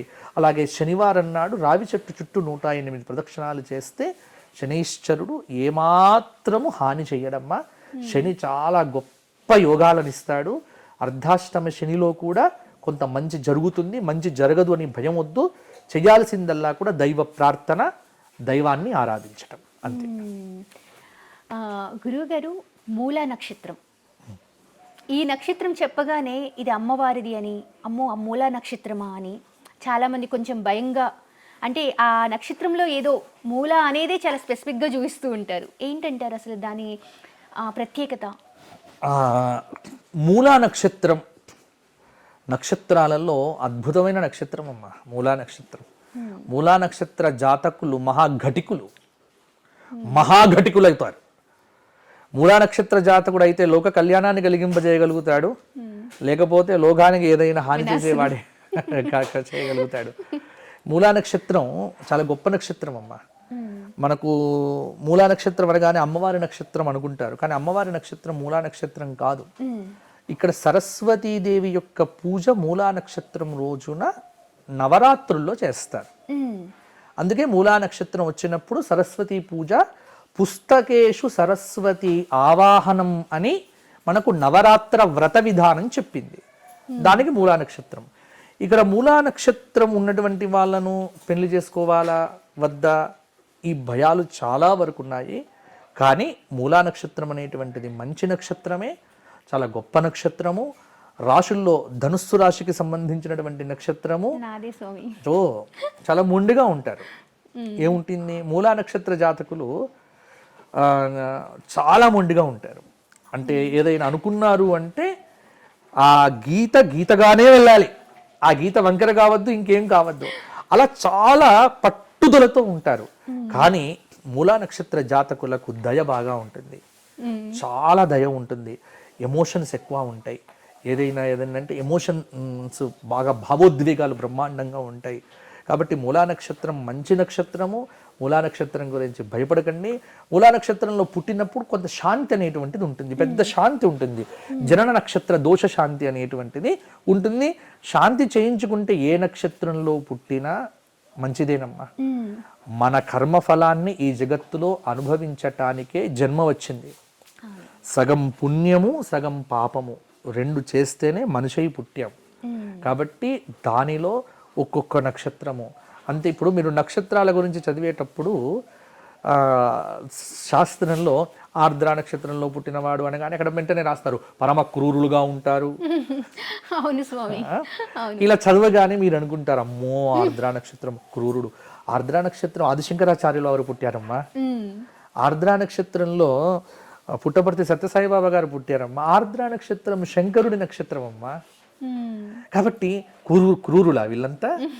ఈ నక్షత్రాలకు సంబంధించినటువంటి వర్ణన కొంత చేయటంలో, దీన్ని సమన్వయం చేసుకోవడంలో పొరపాటు పడతారు.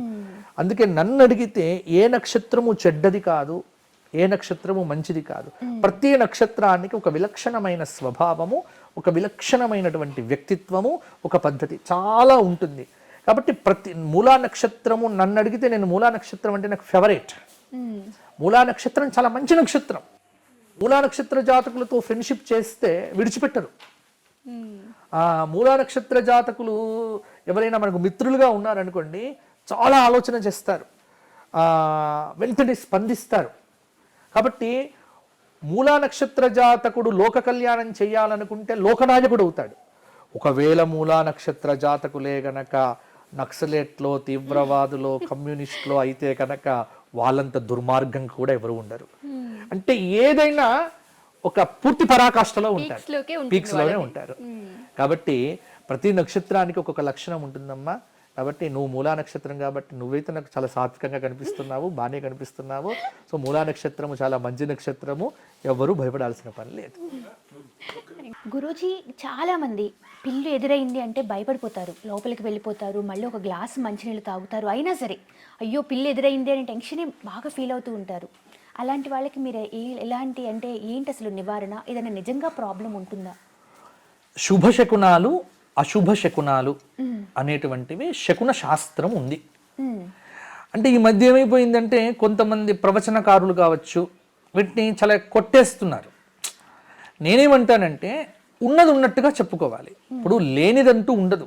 ఇప్పుడు బల్లి మీద పట్టడం పంచాంగంలో ఉంటుంది, దాన్ని అబద్ధము అని చెప్పొద్దు. మన ధర్మం చెప్పిందే అబద్ధము అని మనం చెప్పొద్దు. కాబట్టి దానిలో కొన్ని విషయాలు ఉన్నాయి.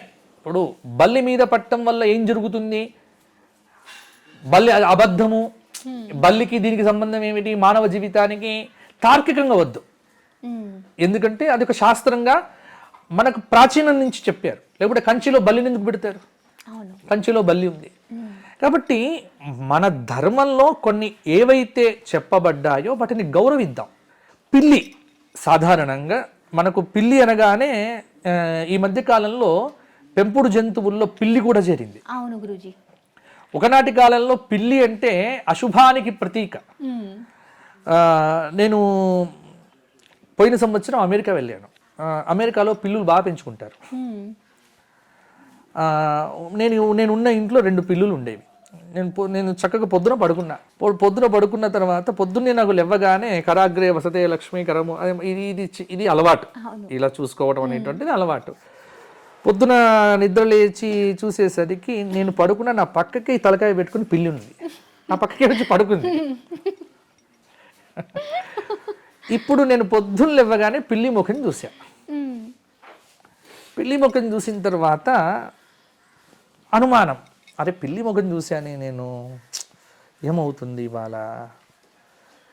సరే నాకు నేను పరీక్ష, ఇవాళ ఏమన్నా జరుగుతుందా లేదా.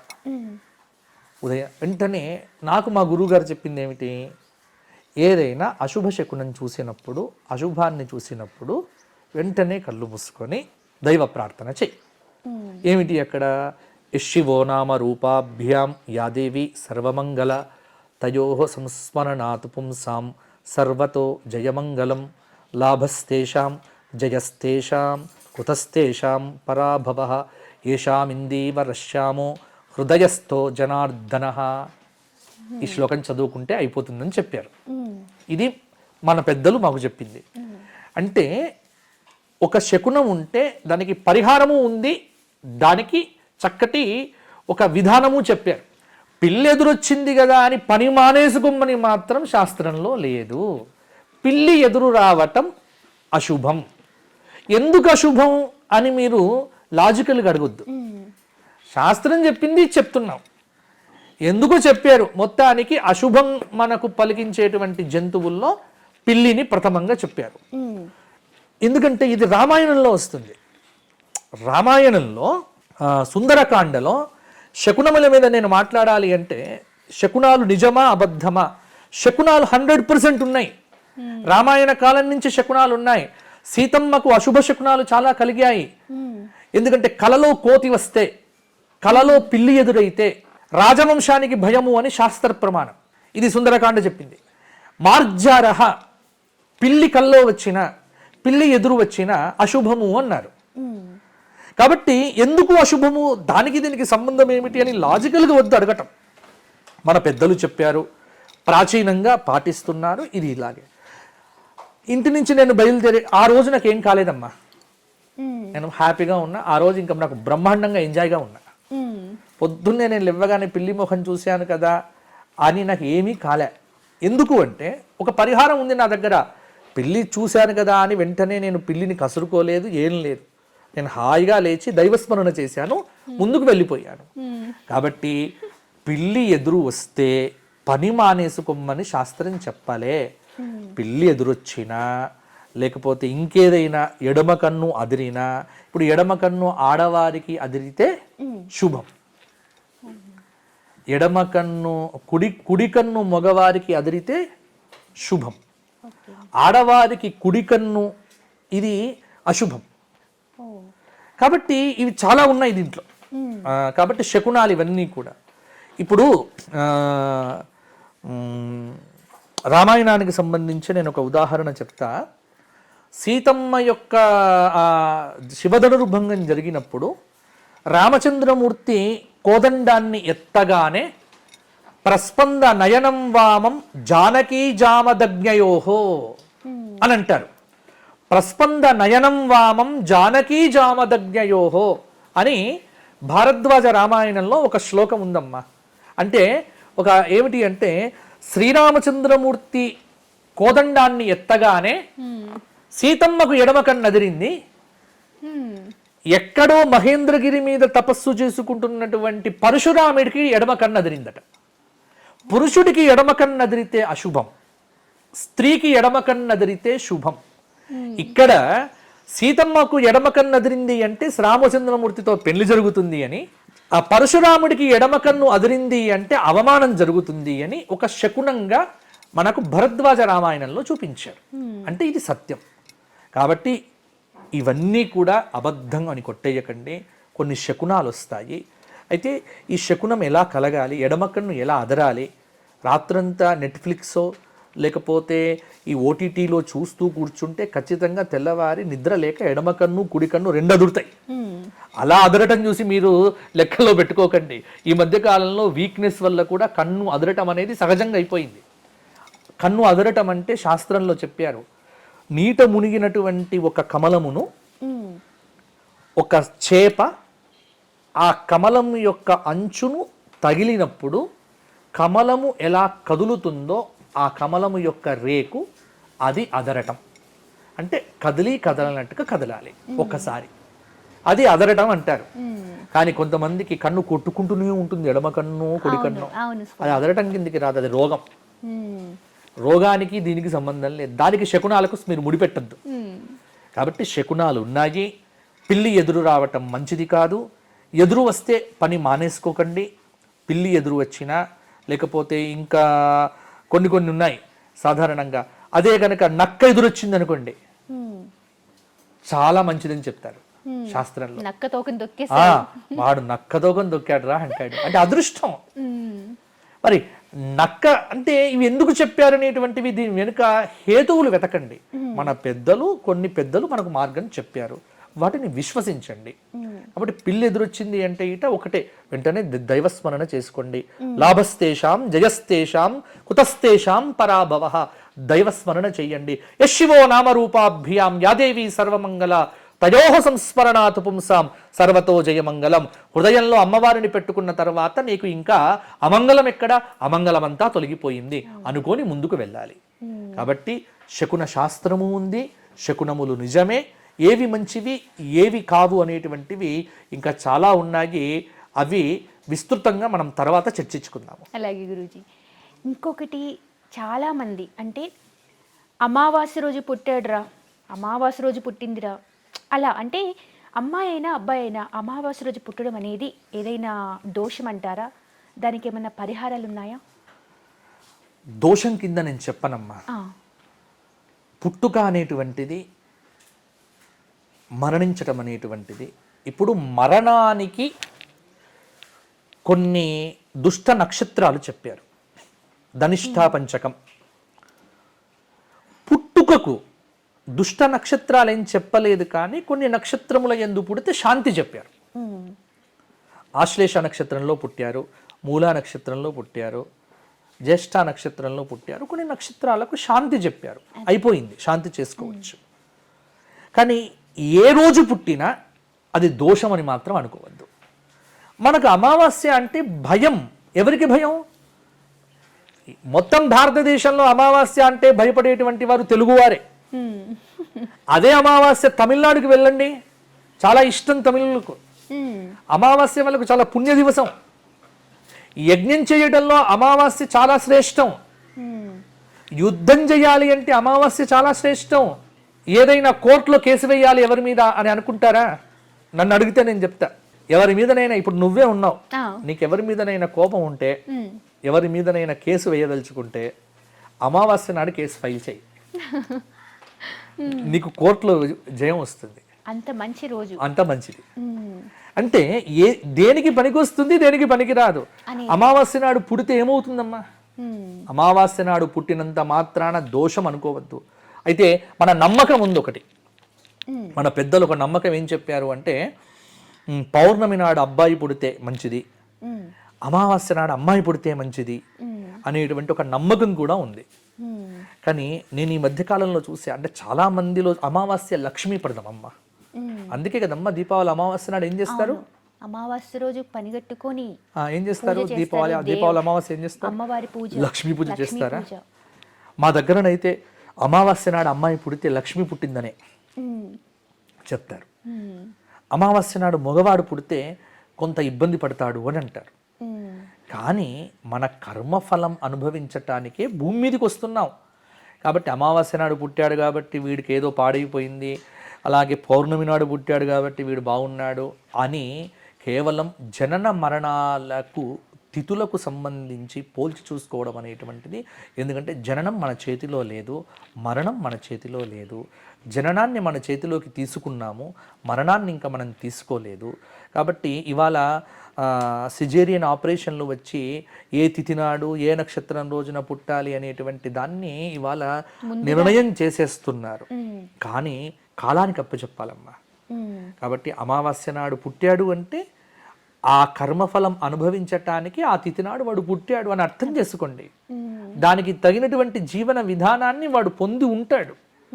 దానికి తగినట్టుగా పెద్దల యొక్క దీవెనతో ముందుకు వెళ్ళాలి.